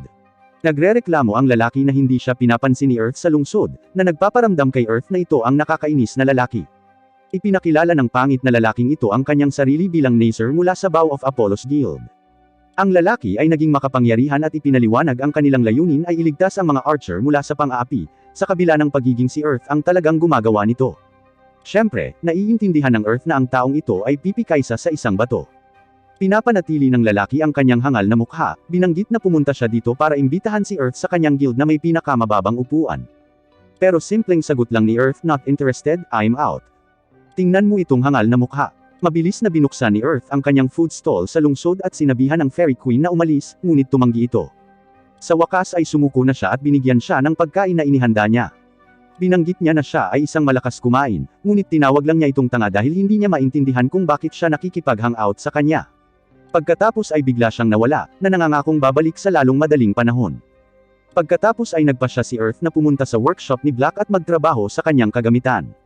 Nagsisimula siyang makaramdam ng pagkabalisa dahil lahat ay nakatingin at nakapaligid sa kanya ng malapitan. Ipinaliwanag lamang ni Black na ginagawa nila ito dahil sikat siya, ngunit hiniling ni Earth sa kanila na ilayo ang kanilang sarili sa kanya. Pagkatapos ay nagsimulang magtrabaho si Earth sa kanyang gamit, una ang X-type na pana. Bumaba ang tibay ng pana, at kailangan na niyang gumawa ng bago. Nagpasya siyang palitan ang parehong pangunahing katawan at ang mga string. Gumagamit siya ng mahusay na kahoy na nakuha niya mula sa pangalawang bayan upang gawin ang pangunahing katawan at gumamit ng light metal para sa brace. Talaga, pinahusay niya ang kalidad ng pana, na ginawa itong mas malakas. Ang kanyang orihinal na bersyon ay mayroong plus 32 attack point, ngunit ang isang ito ay may plus 46. Pagkatapos ay nagsimula siyang magtrabaho sa kanyang bladed na sapatos. Nagpasya siyang palitan ang pangunahing material ng light metal.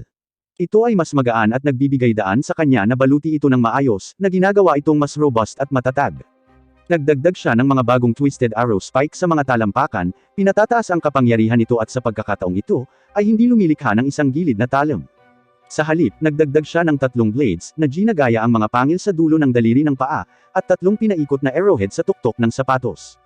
Sa ganitong paraan, magagawa niyang saksakin ang mga halimaw kapag sinipa niya ang mga ito. Hindi lamang iyon ngunit ginagawa niyang nababaklas ang mga pangil, na ginagawang madali itong palitan. Bilang resulta, ang kanyang fang leg blade ay nagbibigay sa kanya ng karagdagang 10 depensa at 29 na puntos sa pag-atake. Nang matapos iyon, isa lang ang kailangan niyang gawin. Bumalik siya sa crafter kung saan inutusan niyang gawin ang kanyang balabal at napansin niya na halos may perpektong marka siya sa item. Gayunpaman, hindi siya naniningil ng higit para dito. Nalilito si Earth dahil medyo mura ito, ngunit binanggit niya na lagi niyang sisingilan ang presyong hiningi niya anuman ang grado. Gusto niya itong subukan sa pamamagitan ng pangangaso nang bigla siyang makatanggap ng mensahe mula kay Ayame, ang Guildmaster ng Bow of Apollo. Siya ay sumang-ayon na makipagkita sa kanya at napansin ang ilang mga archer sa paligid. Mabilis na nagpakilala si Ayame, at tinanong ni Earth kung bakit niya hiniling na makipagkita sa kanya. Mabilis siyang humingi ng tawad sa inasal ni Nazar at ipinaliwanag na sumikat si Earth pagkatapos ng kanyang tunggalian laban sa Fairy Queen. At nakita ni Nazar si Earth bilang pagkakataon para madagdagan ang lakas ng kanilang guild dahil archers lang ang tinatanggap nila. Sumagot si Earth na ayos lang dahil wala siyang pakialam. Ngunit ipinaliwanag ni Ayame na naabot ni Nazar ang isang bagong antas ng pagkahangal. Lumalabas na sinusubukan niyang mag-recruit ng mas maraming miyembro ng guild sa pamamagitan ng pagbanggit na miyembro din nila si Earth. Hindi lamang si Ayame kundi ang bawat miyembro ng guild ay humihingi ng tawad kay Earth, na mabilis na sinabihan siyang itaas ang kanilang ulo. Pagkatapos ay binanggit ni Ayame na pinarusahan nila ang mga aksyon ni Nazar sa pamamagitan ng pagpapababa sa kanya mula sa tenyente tungo sa ordinaryong miyembro ng guild. Hindi nila siya papaalisin sa guild, ngunit nawala ang lahat ng mga pribilehiyong mayroon siya. Iniisip ni Earth na magandang paraan iyon para parusahan si Nazar at pumayag. Pagkatapos ay medyo naging personal si Ayame, binanggit kung paano niya pinanood ang kanyang laban at na siya ang pag-asa ng bawat archer. Hindi ganoon ang nararamdaman ni Earth, gusto lang niyang maglaro ng masamang klase para maiwasan ang anumang atensyon. Samantala sa kwarto ng Dev, pinag-uusapan nilang lahat si Earth, na natalo ang Fairy Queen at nanalo sa pagkakaibigan nito. Hindi lamang iyon, ngunit siya rin ay naging isang malaking impluwensya sa iba pang mga manlalaro. Sa makatuwid, nagpasya silang subaybayan ang account ni Earth. Lumilitaw ang mga kaibigan ni Earth na si Wei at sinabi ang tungkol sa isang bagong bagay na tinatawag na status effect.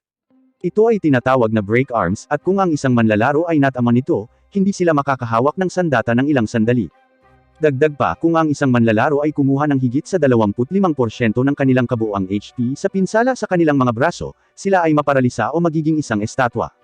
Ngunit pagkatapos ay mayroong isang anunsyo tungkol sa isang bagong dungeon na tinatawag na A Challenge from the Departed. Ang sahig ay nasa dungeon na ito ay ganap na random.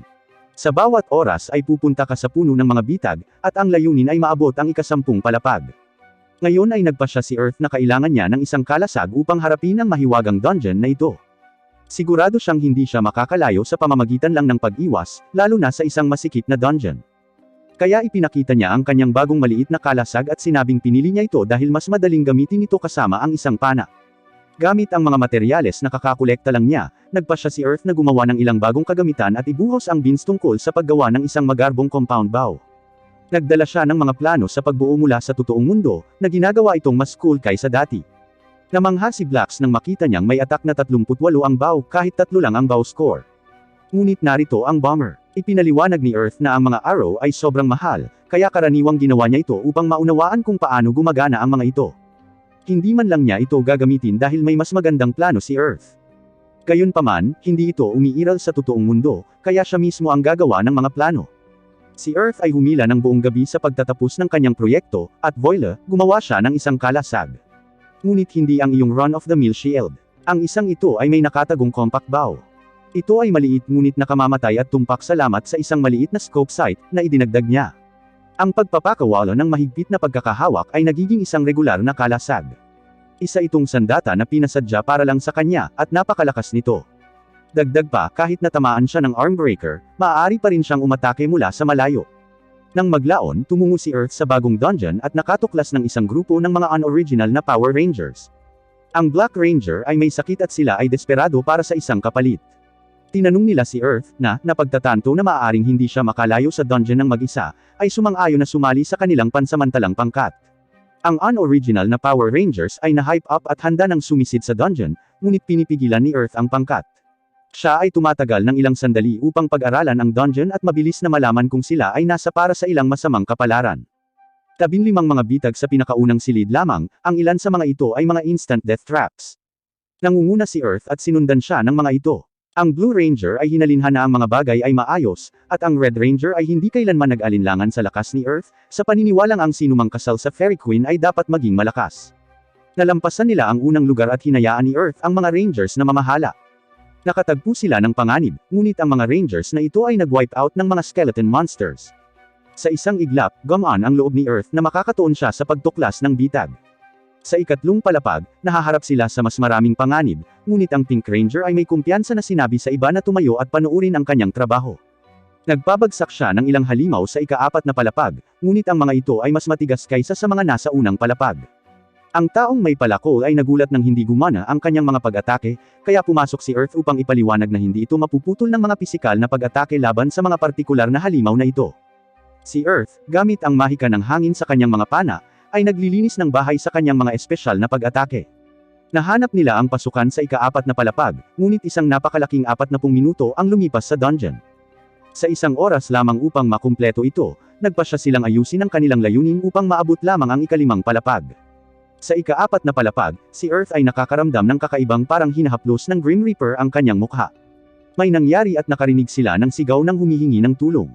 Ang mga wannabe hero na ito ay kumilos, at si Earth ay nag-aatubili na sumunod sa isang bitag, isinara ang isang pinto sa likod nila, at napagtanto ni Earth na sila ay natigil hanggang sa makumpleto nila ang quest sa silid.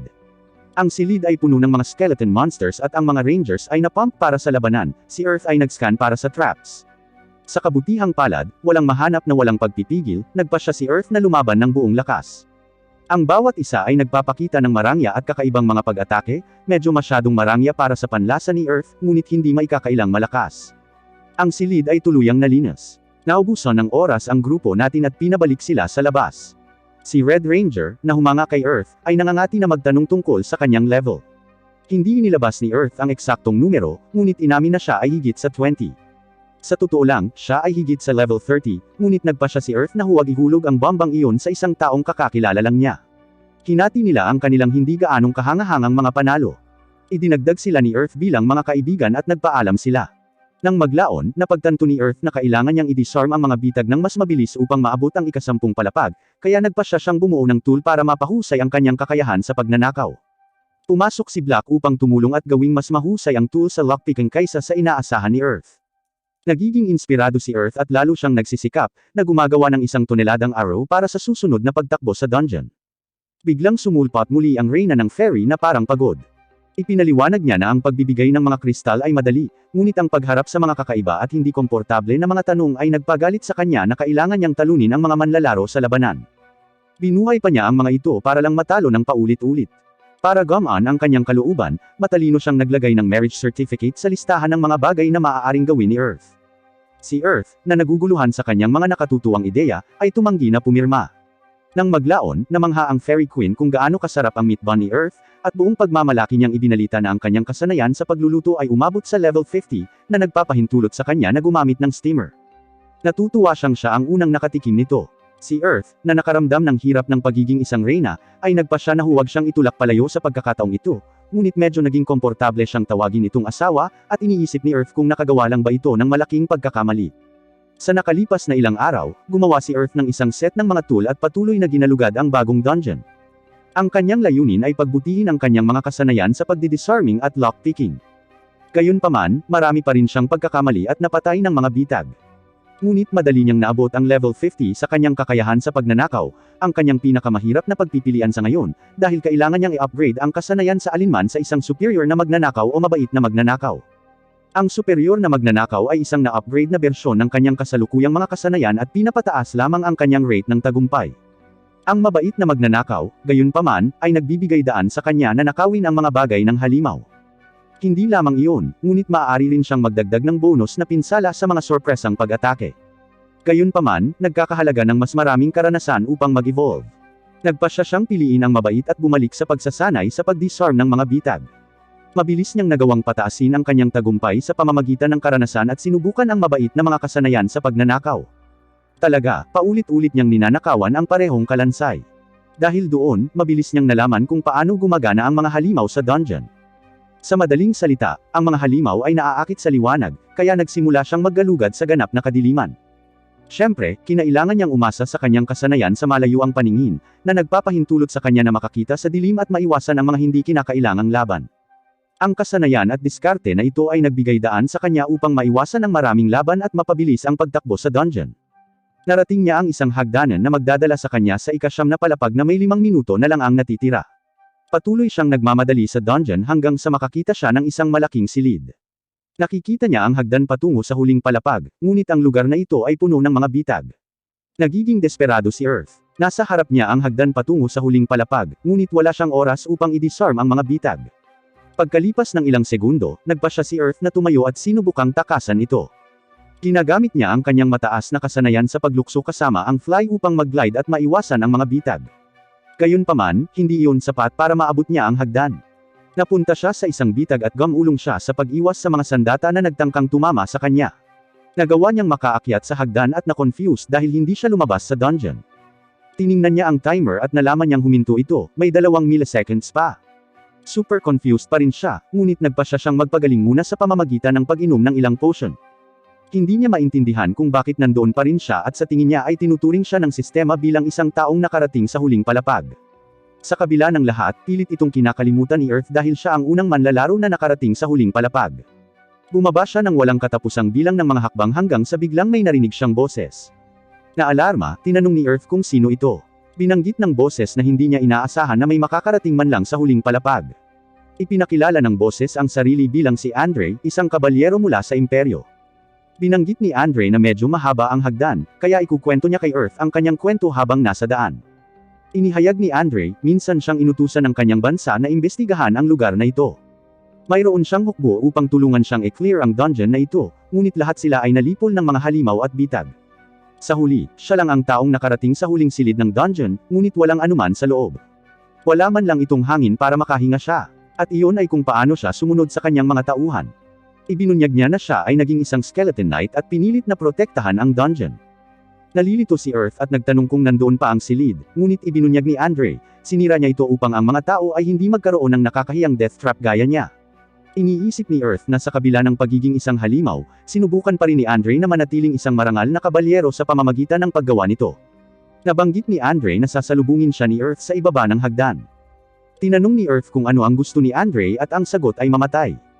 Huminto si Earth sa paglalakad, nalilito sa sagot ngunit sinabi ni Andre na matagal na niyang tiniis. Tinatanggihan niyang maging halimaw ang kanyang puso, ngunit naabot na niya ang kanyang limitasyon. Gusto niyang palayain siya ni Earth sa sumpang ito. At hayaan siyang sumama sa kanyang mga kasama. Biglang nagsimulang mawala ang hagdan. Napatakbo pabalik si Earth sa gulat. Gayunpaman, hindi pa rin siya sapat na mabilis at nahuhulog sa walang katapusang hukay. Nagising siya makalipas ang ilang minuto at may narinig siyang ingay. Ito ay si Andre, ang kalansay ay nagsimulang tumawa na parang baliw at nagsimulang makipag-usap sa kanyang sarili. Ibinunyag niya na sa wakas ay sumuko na si Andre at ngayon ay kontrolado na niya ang katawan ng kabalyero. Pagkatapos ay bumangon si Earth at pasimple siyang hinedshot gamit ang isang arrow na nagpareklamo sa kalansay. Sinabihan siya ni Earth na tumahimik dahil siya ay isang kilabot at bumaril ng isa pa.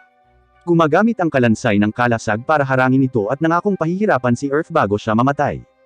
Pagkatapos ay gumamit ang skeleton ng isang kasanayan upang sumulong at sa isang split second ay malapit ng laslasin si Earth sa kalahati, ngunit nagawa ni Earth na umiwas sa gilid. Namangha sa bilis, gumamit muli ang skeleton ng parehong galaw, na pinilit na humarang si Earth gamit ang kanyang kalasag. Ang bungo ay humanga at medyo kinukutsa siya ni Earth, gayunpaman sa kaibuturan nito, alam niyang tiyak na mapapahamak ito. Ang Skullhead ay mabilis at malakas na tumama. Pinupuri siya ng skeleton sa pagpapalihis ng strike at muling sumugod. Nananatili si Earth sa isang defensive na posisyon para lang tumalon pabalik at magtapon ng pinahusay na bote ng langis. Naiinis ang kalansay dahil sa apoy ngunit simpleng sagot ni Earth, hindi siya gumagamit ng espada. Nagpaputok siya ng isa pang palaso ngunit hindi lamang napigilan ito ng kalansay, ngunit gumagamit din siya ng flying slash para mabali ang pana ni Earth. Sinubukan ng skeleton na tapusin ito sa kanyang bilis ngunit nailagan ito ni Earth. Ang Skullhead ay tumawa kay Earth na binanggit na wala siyang magagawa dahil ang kanyang pana ay wala na. Sinabi niya sa kanya na sumuko ngunit tumanggi si Earth na banggitin na nasa kanya pa rin ang kanyang nakatagong sandata, ang kanyang kanang braso, ang mukha ng bungo ay nalilito ngunit ginawa ni Earth ang kanyang kalasag sa isang crossbow. Isinara ng skeleton ang distansya at inatake si Earth na sinusubukang iwasan ang bawat tama. Gayunpaman, may problema sa panangga na pana na ito. Maaari lamang itong mag-shoot ng mga espesyal na arrow ng apoy at hindi siya maaaring gumamit ng anumang sining dito. Kulang ito sa kapangyarihan ngunit mas mabilis itong pumutok kaysa sa isang malaking pana. Ipinagpapatuloy niya ang kanyang walang humpay na paggalaw at pattern ng pagbaril na ginagawang galit ang kalansay. Nagpa siya ang Skullhead na gamitin ang kanyang shield charge at iniwasan ito ni Earth. Gayunpaman, ginagamit ng skeleton ang kanyang shield chaser skill upang baguhin ang direksyon. Bilang resulta, naipit si Earth sa dingding at naapektuhan ng isang stun effect. Pagkatapos ay binanggit ni Andre na oras na para ipadala si Earth sa kanyang mga Diyos, ngunit nalilito lamang siya. Ipinagpatuloy ng Skullhead ang kanyang monologo na binabanggit ang mga tao na nananalangin sa kanilang mga Diyos kapag may nangyari. Kaya iniisip niya na dahil mahal na mahal ng tao ang Diyos. Sinusubukan niyang hatiin si Earth sa kalahati, ngunit ang stun ay nag-expire sa oras na nagbibigay sa kanya ng pagkakataong umiwas. Bigla niyang sinipa ang mukha ng kalansay at sumagot, walang mga Diyos sa mundong ito. At iyon ay dahil ang tanging mahahanap niya sa mundong ito ay ang kalooban ng tao na mabuhay kahit na ano paman. Hiniling ng skeleton na makita ang kalooban ni Earth at itinaas ang kanyang espada. Nangako si Earth na gagawin niya, at tumakbo papunta sa Skullface. Bigla siyang tumalon sa pader at ginamit ang kanyang latigo upang pigilan ang espada ng kalansay, na sinundan ng isang sipa sa walang mukha, ngunit hindi pa rin yun sapat. Si Earth ay nagsimulang gumawa ng magic spell para matapos ang lahat. Gayunpaman, ang spell chanting ay tumatagal ng isang kawalang hanggan huli. Ginagamit ng Skullhead ang pagkakataong ito para palakasin at hatiin si Earth sa kalahati. Nagsisimulang mag-activate ang magic, pinipigilan ang paggalaw ng skeleton. Malapit nang maabot ni Earth ang gitna ng kanyang mahabang spell, ngunit nagawa ng Skullface na iugoy ang kanyang espada, ngunit ang kawalan ng kanyang mga mata ay nangangahulugan na nagawa lang niyang sirain ang kalasag ni Earth. Ipinagpatuloy ni Earth ang kanyang spell hanggang sa maabot natin ang kawalang hanggan, na nagbibigay sa Skullface ng sapat na oras upang ihanda muli ang kanyang swing. Ang spell sa wakas ay aktibo sa oras. Gayunpaman, ang resulta ay hindi ang inaasahan ni Earth. Sa tingin ni Earth ay tapos na siya, ngunit biglang sumulpot sa kanyang tabi ang reyna ng fairy. Siya ay nalilito, ngunit pagkatapos ay naalala na ang kanyang singsing ay may mababang posibilidad na lumitaw ang kanyang phantom. Nagcast siya ng blizzard spell at ninitian siya habang nawawala. Pagkatapos ay ginamit niya ang pagkakataong ito para barilin ang ulo ng bungo, sa pag-aakalang hindi niya inaasahan na tutulungan siya nito. Naglulunsad siya ng ilang pag-atake ng pana gamit ang lahat ng kanyang kakayahan. Sinusubukan niyang tapusin ito sa isang pagsabog na dulot ng kanyang pinahusay na langis. Bumagsak ang kalansay sa sahig at nakita ni Earth ang kaluluwa ni Andre.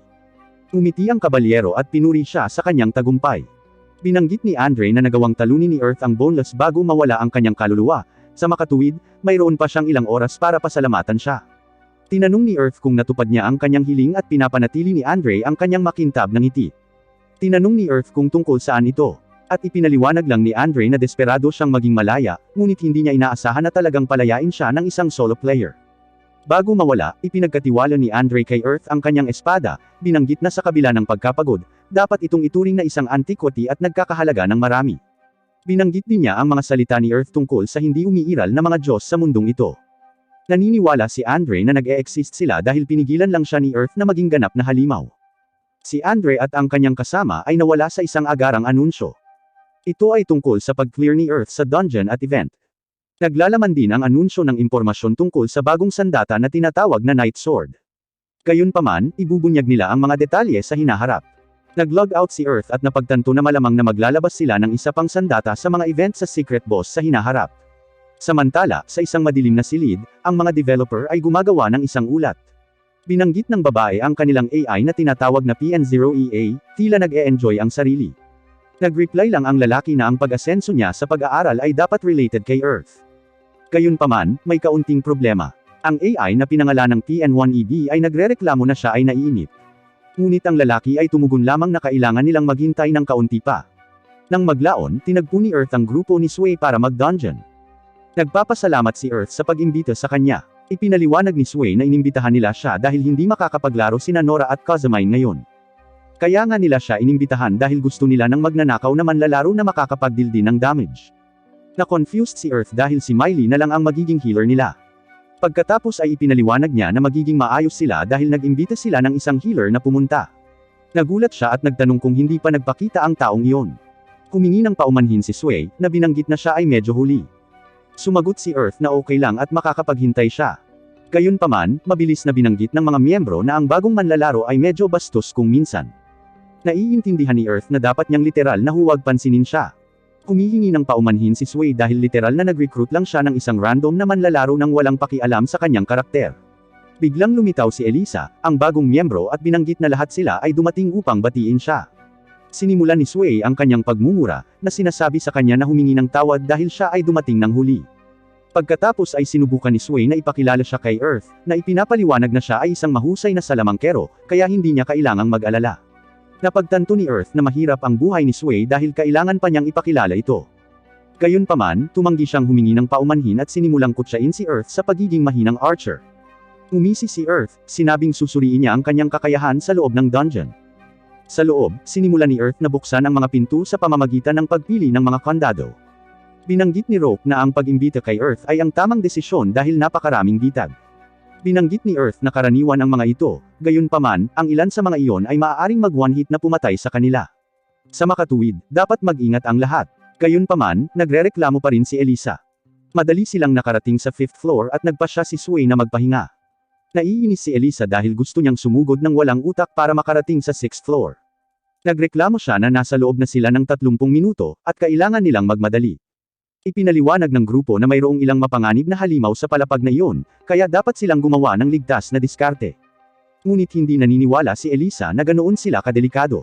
Ipinaliwanag ni Earth na mayroon silang lesser liches sa palapag na iyon. At ang mga halimaw na iyon ay immune sa pisikal na pag-atake. Hindi lamang iyon, ngunit nag-a-apply din sila ng abnormal status na pumipigil sa mga manlalaro. Karaniwang tinatawag sila ng mga manlalaro na trauma generators. Nagsimulang makaramdam ng pag-aalala si Elisa, ngunit ipinaliwanag ni Millie na maaalis niya ang pagyayelo at paralysis, at kayang harapin ni Elisa ang petrifying effect. Ipinaliwanag din ni Roque na ang kanyang mga pag-atake ay may mga mahiwagang katangian, sa makatuwid ay magiging maayos siya. Sinabi ni Sway na dapat nilang harapin ang isang mas mababang lich. Sumama si Earth sa grupo ng kumpiyansa nang bigla siyang may notification. Ibinunyag niya sa grupo na mayroong 12 halimaw na papalapit sa kanila, 4 sa kanila ay mas mababang liches. Tinanong ni Sway kung makakahanap si Earth ng anumang mga bitag sa loob ng silid na ito, ngunit ang sagot niya ay wala. Sinabihan ni Sway ang lahat na maghanda dahil doon sila makikipaglaban. Lahat ay nasa sabik at binibigyan ni Millie ang lahat ng ilang buffs. Well, maliban kay Elisa na nag-iisip na nagkakaroon siya ng bangungot ngayon. Sinabihan siya ni Sway na magpalaki ng isang pares at maghanda. Sinunod niya ang mga utos at sinimulang ihanda ang kanyang spell. Handa nang umatake si Earth nang biglang lumitaw ang 4 na maliliit na lich mula sa mga dingding. Sinimulan niya ang pag-atake gamit ang wide arrow, na gumagawa ng 3 kopya nito. Nag-follow up sina Elisa at Millie sa pamamagitan ng pagcast ng Holy Ray at Explosion. Nagawa nilang talunin ang unang Lesser Leech, ngunit ang iba pang tatlo ay hindi umatras. Ang tangke ay humakbang pasulong at tinutuya ang mga halimaw, na nagbibigay ng pagkakataon kay Rock na suntukin ito ng mahika ni Narnia. Pagkatapos ay kinuha ni Sway ang kanyang pagkakataon upang tapusin ito gamit ang kanyang magic sword. Gayunpaman, ang tangke ay nagdurusa na sa mga status effects. Ang kanyang braso ay na-petrified, at ang leeches ay nagsimulang hindi pansinin siya. Target ng mga monsters ang backline, at hiniling ng lahat kay Elisa na gamitin ang kanyang pagpapagaling sa tangke.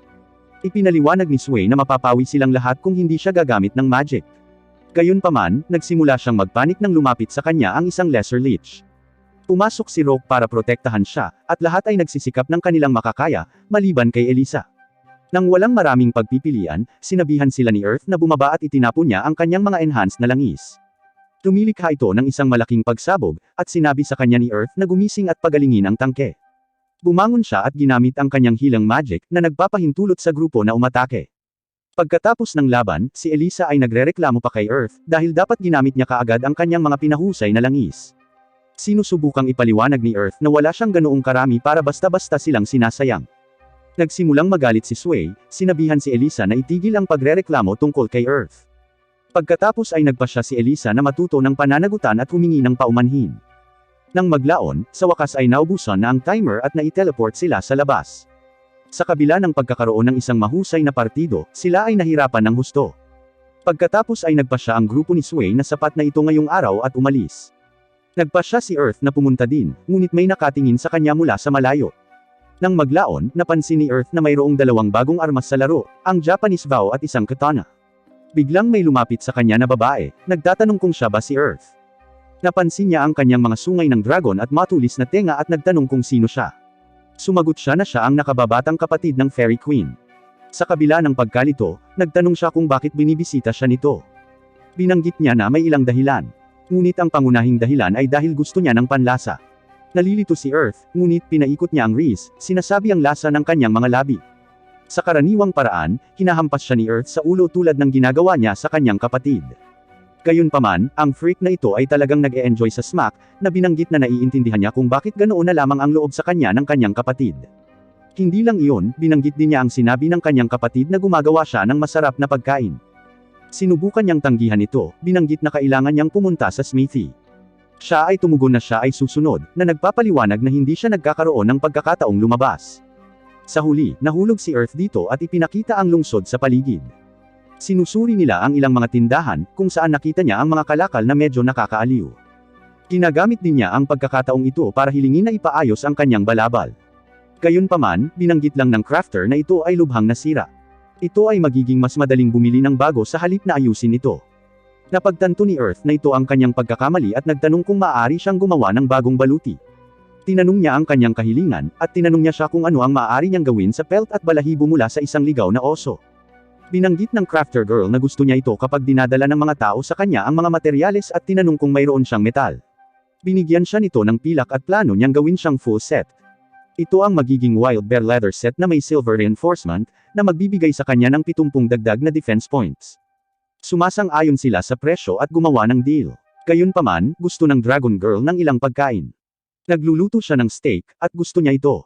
Sa huli, parang kapatid lang niya at kumakain ng marami. Pinag-isipan ito ni Earth at tinanong kung isa rin siyang diwata. Gayunpaman, sinabi ng batang babae na hindi niya ito mapag-usapan. At hindi rin niya maibibigay ang pangalan niya. Nagpasya si Earth na tawagin siyang Ryu. Siya ay nalilito, ngunit ipinaliwanag niya na ito ay isang pangalan ng Hapon para sa mga sungay ng dragon. Mukhang masaya siya at sinabing siya lang ang makakatawag sa kanya ng ganoon. Ibinunyag din niya na plano niyang bisitahin siya paminsan-minsan, na ipinapaunawa sa kanya na siya ay katulad ng kanyang kapatid. Biglang tumugtog ang musika sa lungsod, ito ay isang anunsyo ng laro. Sa madaling salita, inihayag nila ang isang nakatagong aspeto ng disenyo ng laro. Ang anunsyo ay nagsalita tungkol sa mga kasanayan. Nag-evolve sila sa pamamagitan ng leveling, na kung paano sila natututo ng sining. Gayunpaman, may ilang mga kondisyon upang matutunan ang pinakamakapangyarihang sining. Lumalabas na ang mga tao ay dapat magpakadalubhasa sa iisang estilo ng paglalaro. Kung nais ng isang tao na gumamit ng pinakamakapangyarihang pisikal na sining, maaari lamang silang matuto ng mga kasanayan sa pisikal na pag-atake.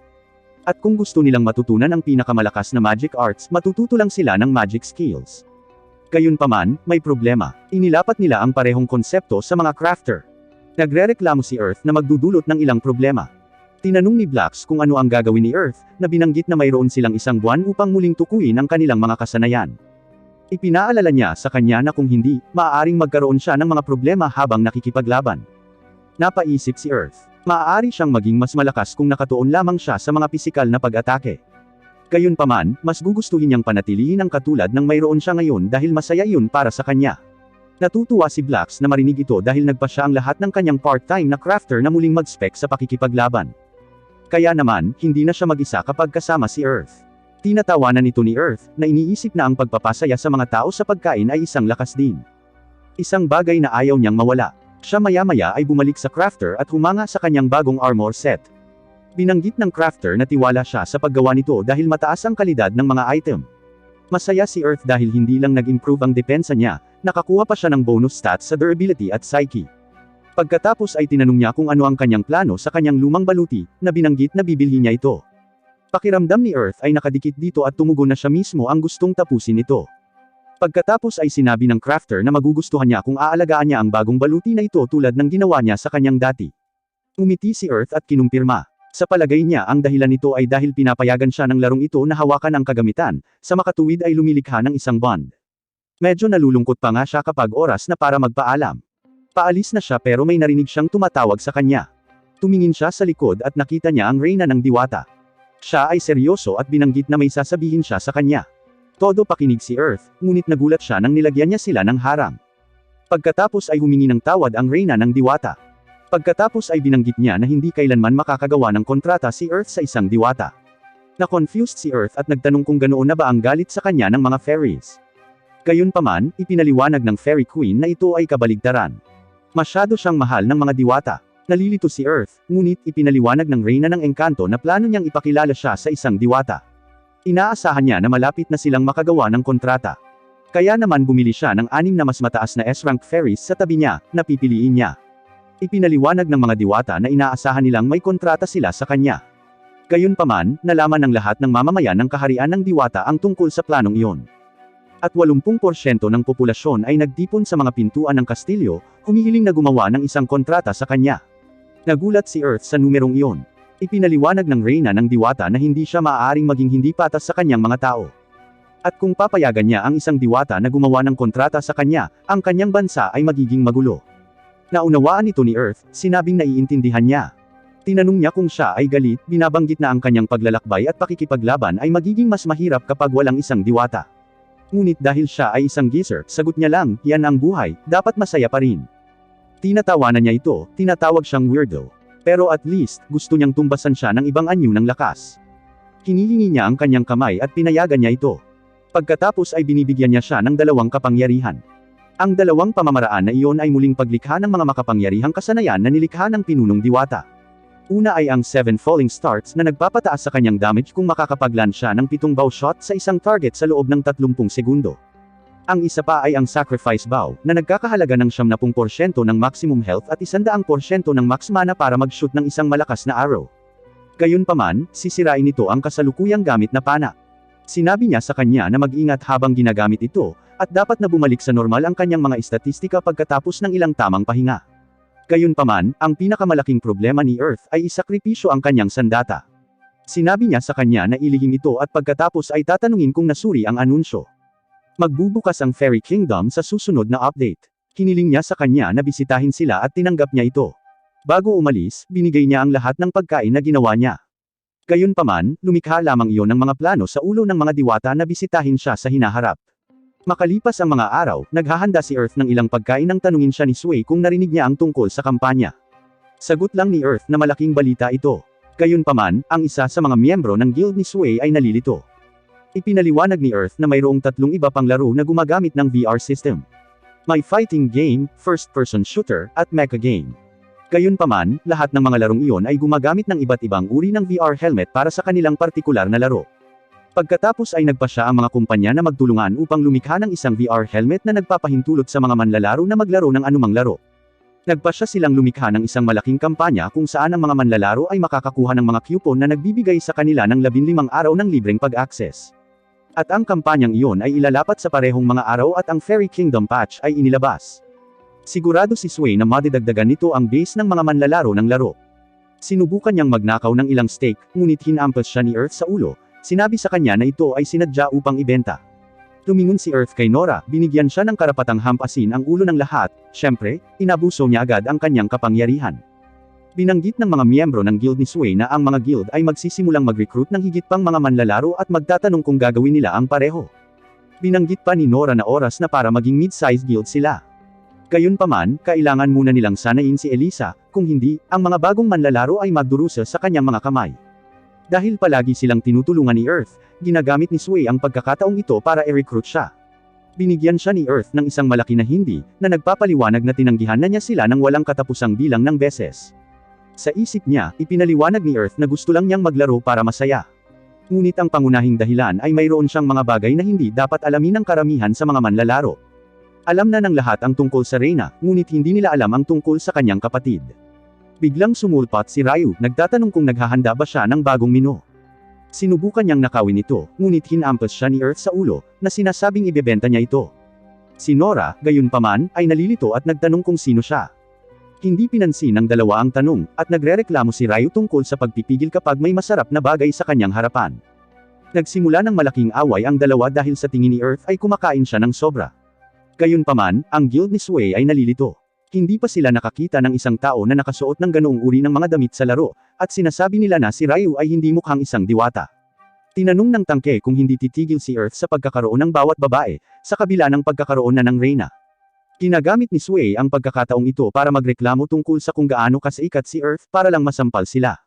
Ipinaliwanag ni Earth na sana ay hindi siya gaanong sikat dahil nalulugi siya para lang mapakain si Ryu.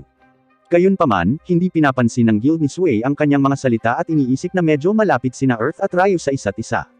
Sinabi ni Ryu sa kanila na si Earth lang ang pinapayagang tumawag sa kanya ng ganoong pangalan. Nagulat ang lahat, ngunit sinubukan ni Sway na bantaan si Earth, na binanggit na ipopost niya ito sa forum ng laro. Sumagot si Earth na may pananakot, binanggit na kung gagawin yun ni Sway, hindi na niya makakain ang kanyang luto kailanman. Pagkatapos ay binanggit ni Nora na si Earth ay hindi lamang isang fairy playboy, ngunit siya rin ay naging isang dragon keeper. Tinatawanan nito ni Earth, ngunit nag-aalala siya kung ano ang mangyayari kapag nagbukas ang Fairy Kingdom. Pagkalipas ng mga araw, inilunsad ang Fairy Kingdom patch, at ipinaliwanag ni Earth na ang Fairyland ay matatagpuan sa timog ng pangalawang lungsod. Ipinaliwanag niya na ang kastilyo ay nasa gitna, habang mayroon ding mga lungsod at kuta sa lahat ng apat na direksyon. Ngunit gayunpaman, ang tanging paraan upang maabot ito ay sa pamamagitan ng paglalakad sa buong mapa. Sinundan ni Earth ang grupo ng mga tao at nakarating sa hilagang kuta. Napansin niya kung gaano kalaki ang mga pader, ngunit mas malaki pa ang pila para makapasok. Habang naghihintay, isang lalaki ang lumapit kay Earth at hiniling sa kanya na tingnan ang kanyang singsing. Nagsimulang isipin ni Earth na ang singsing na ito ay magbibigay sa kanya ng ilang uri ng pahintulot. Ipinakita niya ang singsing, at kinumpirma ito ng lalaki bilang singsing ng Fairy Queen. Kinumpirma niya ang pagkakakilanlan ni Earth at hiniling sa kanya na sundan siya. Na-confused si Earth, ngunit ipinaliwanag niya na inutusan siya ng Fairy Queen na dalhin agad si Earth sa kanya. Lalong naguluhan si Earth, ngunit sinabihan lang ng lalaki ang kanyang mga tauhan na magdala ng kung ano. Ang mga manlalarong naghihintay sa pila ay nakatingin kay Earth, iniisip na ito ay isang uri ng event. Napapikit si Earth, umaasang hindi na siya mapansin ng mga tao. Pagkatapos ay binuksan niya ang mga ito at napansin ang isang malaking asul na bola sa harap niya. Ang bola pagkatapos ay gumagalaw, na nagpapakita na isang ibon, at tumitig sa kanya. Ipinaliwanag ng lalaki na iyon ay isang Pakarsha, isang ibon na ilang piling tao lang ang maaaring sumakay. Sinabihan lang siya ng lalaki na sumakay sa ibon patungo sa kabisera. Hindi makapaniwala si Earth dito, ngunit nakakakuha siya ng reality check kapag nagreklamo ang ilang manlalaro tungkol sa hindi sapat na swerte. Binati muna ni Earth ang ibon at saka lumukso sa ibabaw nito. Gayunpaman, pakiramdam niya ay nalubog siya sa mga balahibo nito. Ipinaliwanag ng lalaki na normal iyon, dahil gumagana ito bilang sinturon ng seguridad. Pagkatapos ay lumipad ang ibon at nagsimulang lumipad patungo sa kastilyo. Namangha si Earth dahil kayang palakihin ng ibon ang limitasyon sa taas. Napansin din niya na walang wind resistance, na nagpapahintulot sa kanya na lumipad habang dinadama ang hangin. Ang Pakarsha ay patuloy na lumilipad, dumadaan sa mga bayan, at sa wakas ay nakarating sa kastilyo. Doon, tinanggap si Earth ng Reyna at ng iba pang mga diwata. Nagpasya si Earth na mag-roleplay, na binati siya sa magalang na paraan.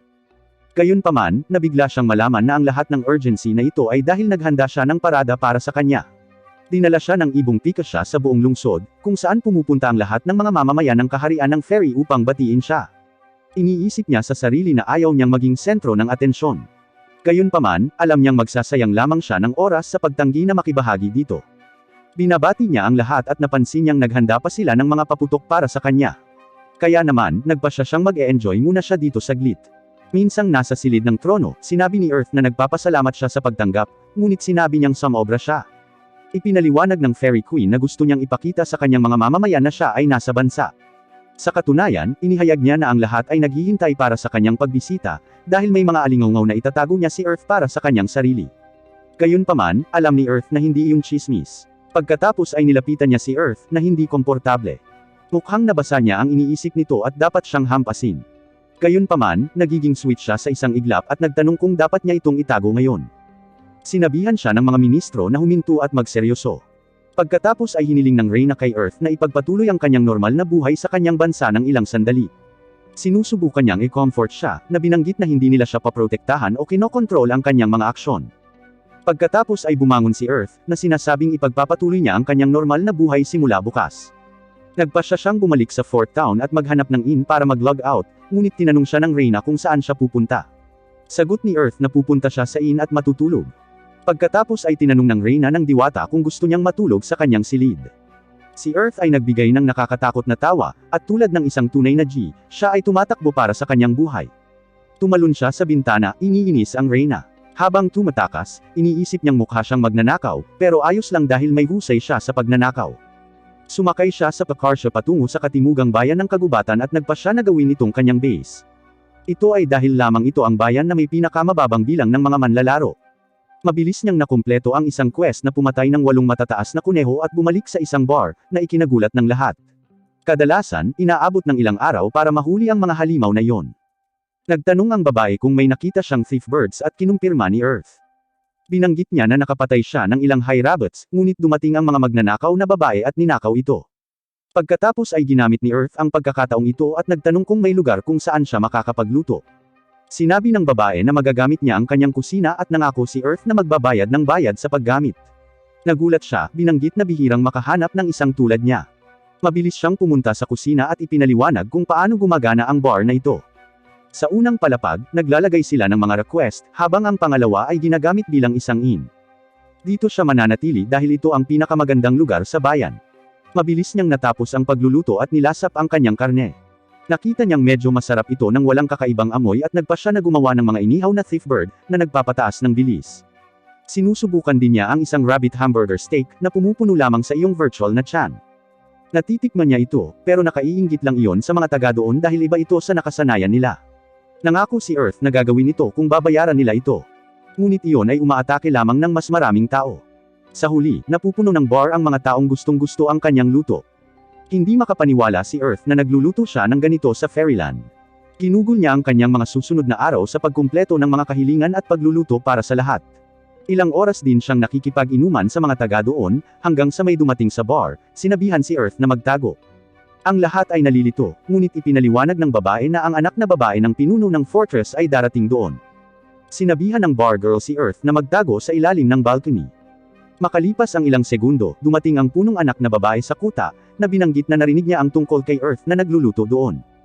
Hinihiling niya na makita siya, na nangangako na kukunin niya siya bilang isang chef. Naririnig niya ito at sa tingin niya ay nandyan ito para pagsamantalahan siya. Malumanay na humingi ng tawad ang bar girl at nagsinungaling na umalis na si Earth. Gayunpaman, ang dogface ay hindi naniniwala sa kanya.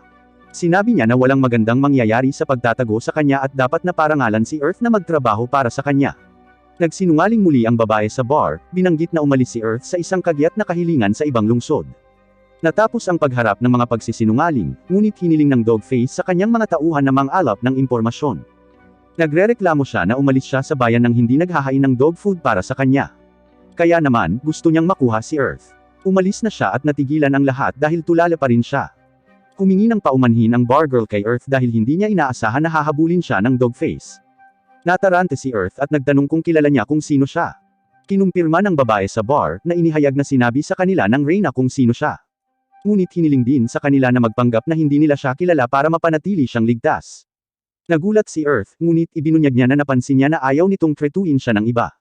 Pagkatapos ay ipinaliwanag niya na ang Dogface ay isang troublemaker dahil sa kanyang personalidad.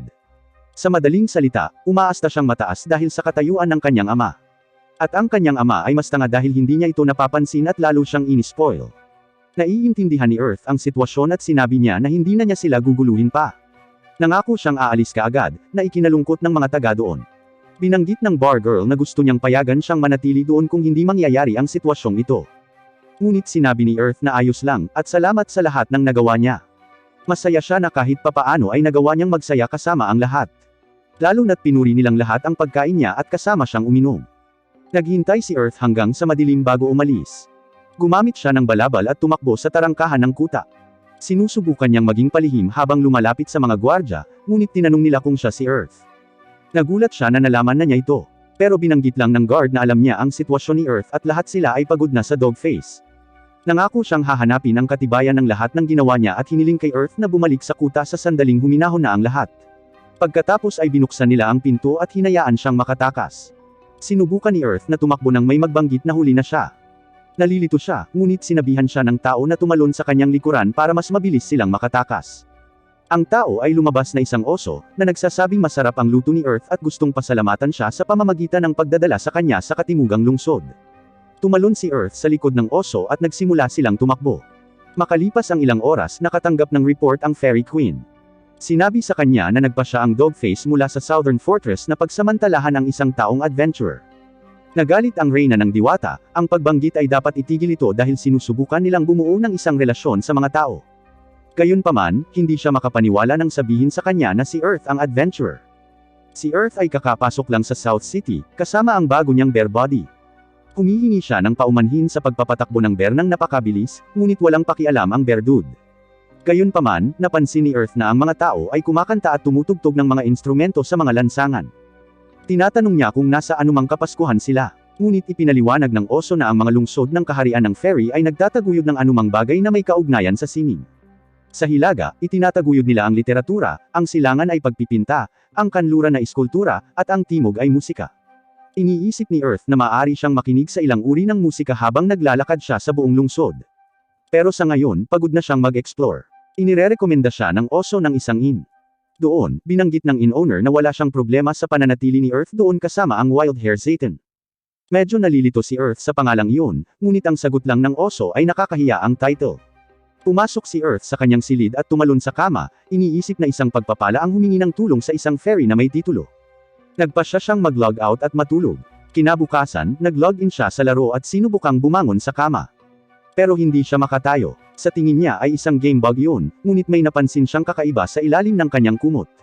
Tumingin siya sa ilalim nito at nakita ang Fairy Queen. Hiniling niya sa kanya na palayain siya ngunit tumanggi siya. Binanggit niya kung paano hindi maintindihan ng mga tao ang kanilang sitwasyon. Ngunit tumugon siya na kamumuhian niya ito, kaya hindi niya ito pakakawalan. Ang may-ari ng inn ay naglalakad sa pintuan nang hindi kumakatok at nakita ang kabuuan nito. Nagpasya siyang umalis, humihingi ng paumanhin sa pagkagambala. Ngunit humihingi ng tulong si Earth. Pumasok ang bear dude, nagtatanong kung paano niya matutulungan si Earth. Nang mapansin ang sitwasyon, nagsimula siyang tumawa, binanggit kung gaano kabilas si Earth.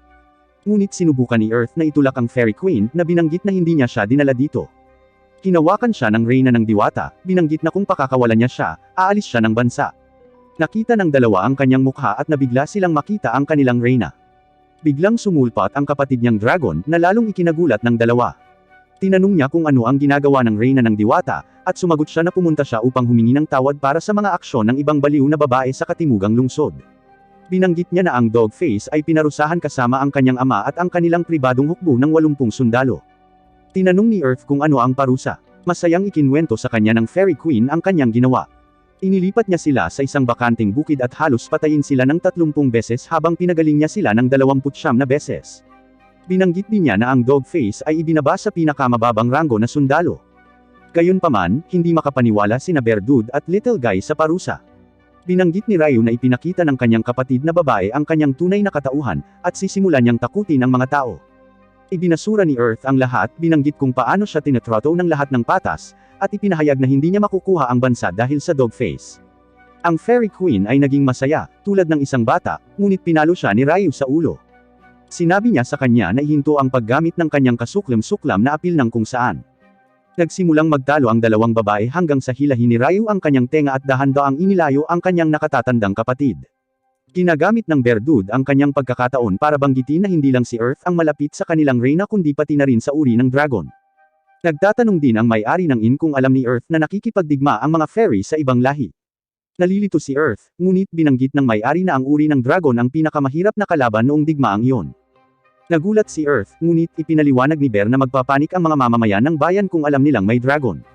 Nangako silang ilihim iyon at iniwan ni Little Guy ang dalawa para mag-usap. Hindi makapaniwala si Earth na nangyari lang ito pero tinawag na lang siya ni Bear na Lucky Guy dahil ang Queen ay nahabol sa kanya. Biglang may kumatok sa pinto. Ito ay isang batang babae na naghahanap kay Wild Hair Zayton. Ipinahayag niya na ang kanyang anak na babae ay nawala at hiniling sa kanya na hanapin ang kanyang anak na babae. Sinabihan siya ni Earth na huminahon at tinanong ang lahat ng mga detalye. Umupo siya at ipinakilala ang sarili bilang si Karen Fenrir. Binanggit ni Wild Hair na sila ay isang marangal na pamilya. Pagkatapos ay ipinaliwanag ni Karen na ang kanyang anak na babae ay palaging naglalakad sa parehong oras ng araw, araw-araw. Ngunit hindi pa siya bumabalik. Sinubukan ni Karen na hanapin siya at hindi siya mahanap. Ipinaliwanag ng Wild Hair na sila ay isang lahi na maaaring magbago sa pagitan ng isang lobo at anyo ng tao. Sa makatuwid, ang kanyang anak na babae ay hindi dapat nasa panganib mula sa mga halimaw. Ipinaliwanag ni Karen na iyon ang dahilan kung bakit naghinala siyang may nangyaring mas masahol pa. Ipinakita niya sa kanila ang larawan ng kanyang anak at nangako ng gantimpala. Tinanggap ng Wild Hair ang kahilingan at ipinaliwanag ni Earth na tutulungan niya siya. Nangako si Karen na babayaran ang dalawa ng patas. Ang dalawang lalaki ay humakbang papunta sa mga lansangan, sinusubukang maghanap ng ilang mga pahiwatig. Humihingi ng paumanhin si Wild Hair sa pagkaladkad kay Earth dito, ngunit ibinasura niya ito, na binanggit na ito ay isang paraan upang pasalamatan siya sa pagdala sa kanya dito. Gayunpaman, binanggit ng oso na dapat lang siyang ipagluto ni Earth ng pagkain para pasalamatan siya. Matapos maglakad ng ilang sandali sa kagubatan, naramdaman ni Earth ang mga halimaw sa paligid nila. Inaatake sila ng ilang mga goblins, ngunit madaling natalo ng dalawa. Pinupuri ng Wild Hair si Earth sa pagiging maaasahan sa pakikipaglaban, ngunit sa palagay ni Earth ay madaling madaig ng Bear ang anumang halimaw sa kanyang lakas. Pagkatapos ay tiningnan ni Earth ang kanyang mapa at nakita ang ilang tuldok sa malapit.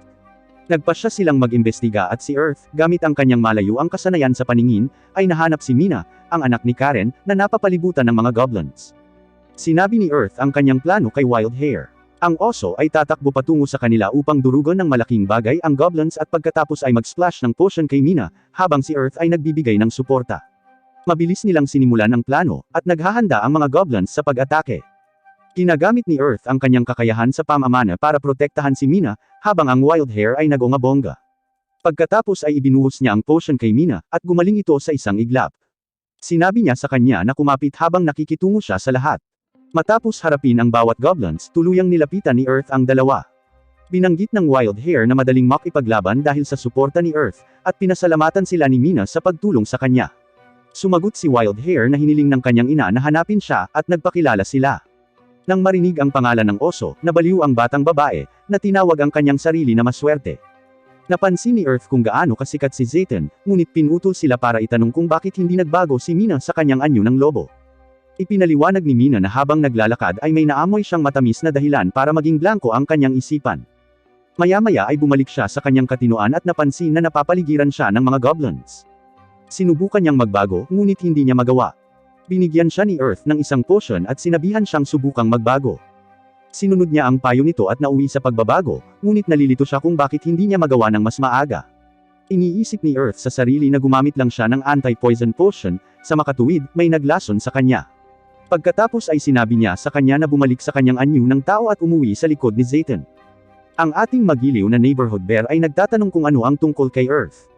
Ngunit tumugon siya na sinubukan niya, kaya't magpapahinga siya saglit. Nagpasya si Zayton na sundin ang kahilingan at umalis kasama si Mina. Matapos makalayo, lumingon si Earth sa mga palumpong, nagtatanong kung gaano katagal nila balak maghintay. Pagkatapos ay ibinunyag niya na sila ang mga non-monster icon na nakita niya sa kanyang mapa, at kung paano ang mga goblins ay may mga armas at nakasuot sa kanila. Pagkatapos ay itinapon niya ang isang explosion potion sa bush, na binanggit na alam niyang kinokontrol ng taong iyon ang mga goblins at nilason si Mina. Isang lalaki ang tumalon mula sa bush at nagtanong kung bakit siya inaatake ni Earth. Ngunit ang ating bida na lalaki ay tumugon lamang na ang pagkidnap at pagpatay ay mga aksyon ng mga kontrabida. Bumangon ang lalaki, galit na galit ngunit may napagtanto si Earth. Ito ay isang tao ngunit hindi isang manlalaro, kung hahayaan niyang makatakas ang tao na ito, ang relasyon sa pagitan ng mga tao at mga fairy ay maaaring lumamig at humantong sa digmaan. Bumunot ng kutsilyo ang lalaki at inatake si Earth, ngunit nag-teleport si Earth at sinipa siya sa ulo. Sinubukan ng lalaki na bumangon, na binanggit na siya ay isang tao habang sila ay mga fairy. Ngunit hindi ito pinansin ni Earth. May pakialam lang siya kung magtutulungan sila o hindi. Sinubukan siyang salakayin ng lalaki, ngunit bigla siyang nawasak. Iniisip ni Earth na ang pinakamagandang senaryo ay para sa mga diwata at tao na makilala ang kanilang mga lakas at kahinaan at magkahawak kamay habang naglalakad pasulong. Ngunit kung kailangan nilang mag-away, papanig siya sa mga diwata at hindi magpapakita ng awa sa mga tao. Pagkatapos ay nagpasya siyang maglakad pabalik at nagulat na makita sina Bear at Mina na naghihintay sa kanya. Tinanong niya kung hindi sila bumalik, at sumagot si Zayten na gusto niyang makita kung mahuli ni Earth ang masamang tao. Binanggit ni Earth na tinapos lang ang lalaki at sinabihan siya ni Zayten na sumakay sa kanyang likod. Makalipas ang ilang minuto, sa wakas ay muling nakasama ni Karen ang kanyang anak at pinasalamatan sila sa tulong. Gagantimpalaan niya ang bawat isa sa kanila ng 100,000 glow. Gayunpaman, mas gusto ni Earth ang isang bagay bilang gantimpala. Lumalabas, sinusunod niya ang bear code at gustong i-wingman ang kanyang bear boy kasama si Mina. Nagulat ang dalawa pero nahihiya si Mina. Ginagamit ito ni Earth para ipakita na interesado siya kay Zayten. Nagbigay ito ng lakas ng loob kay Mina na ipahayag ang kanyang interes kay Zayten, na nabigla pala at humingi ng paliwanag. Binanggit ni Earth ang mga salita ni Zayten ng umagang iyon, na nagnanais na makakuha din siya ng isang cutie. Mabilis na hinawakan ni Mina si Zayten, dahilan para mawala ang kanyang utak. Pagkatapos ay inilabas sila ni Earth sa kanyang silid at tinawag ang reyna ng diwata. Mabilis siyang nagpakita, nagtatanong kung aamin ba ito sa kanya.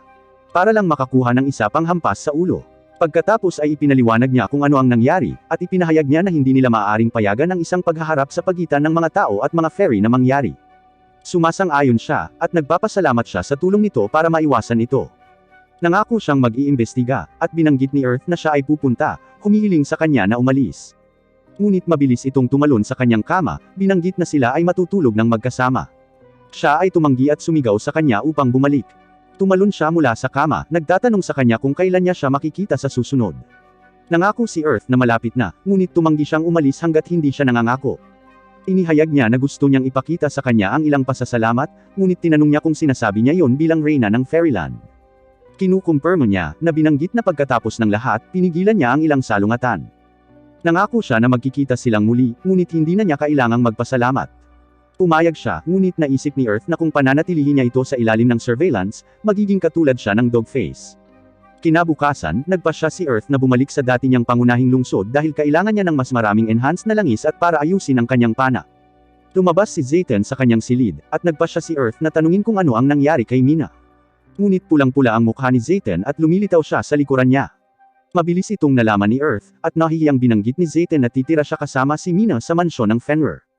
Pupunta sila doon at hihingi ng tawad kay Earth dahil hindi na niya ito maibalik. Tinanggihan ito ni Earth, at nagpapasalamat sa kanya sa masasayang oras na magkasama. Nagtama ang dalawang kamao at umalis si Bear kasama ang kanyang pangunahing babae. Ang may-ari ng inn, gayunpaman, ay binanggit na ito ay malayo.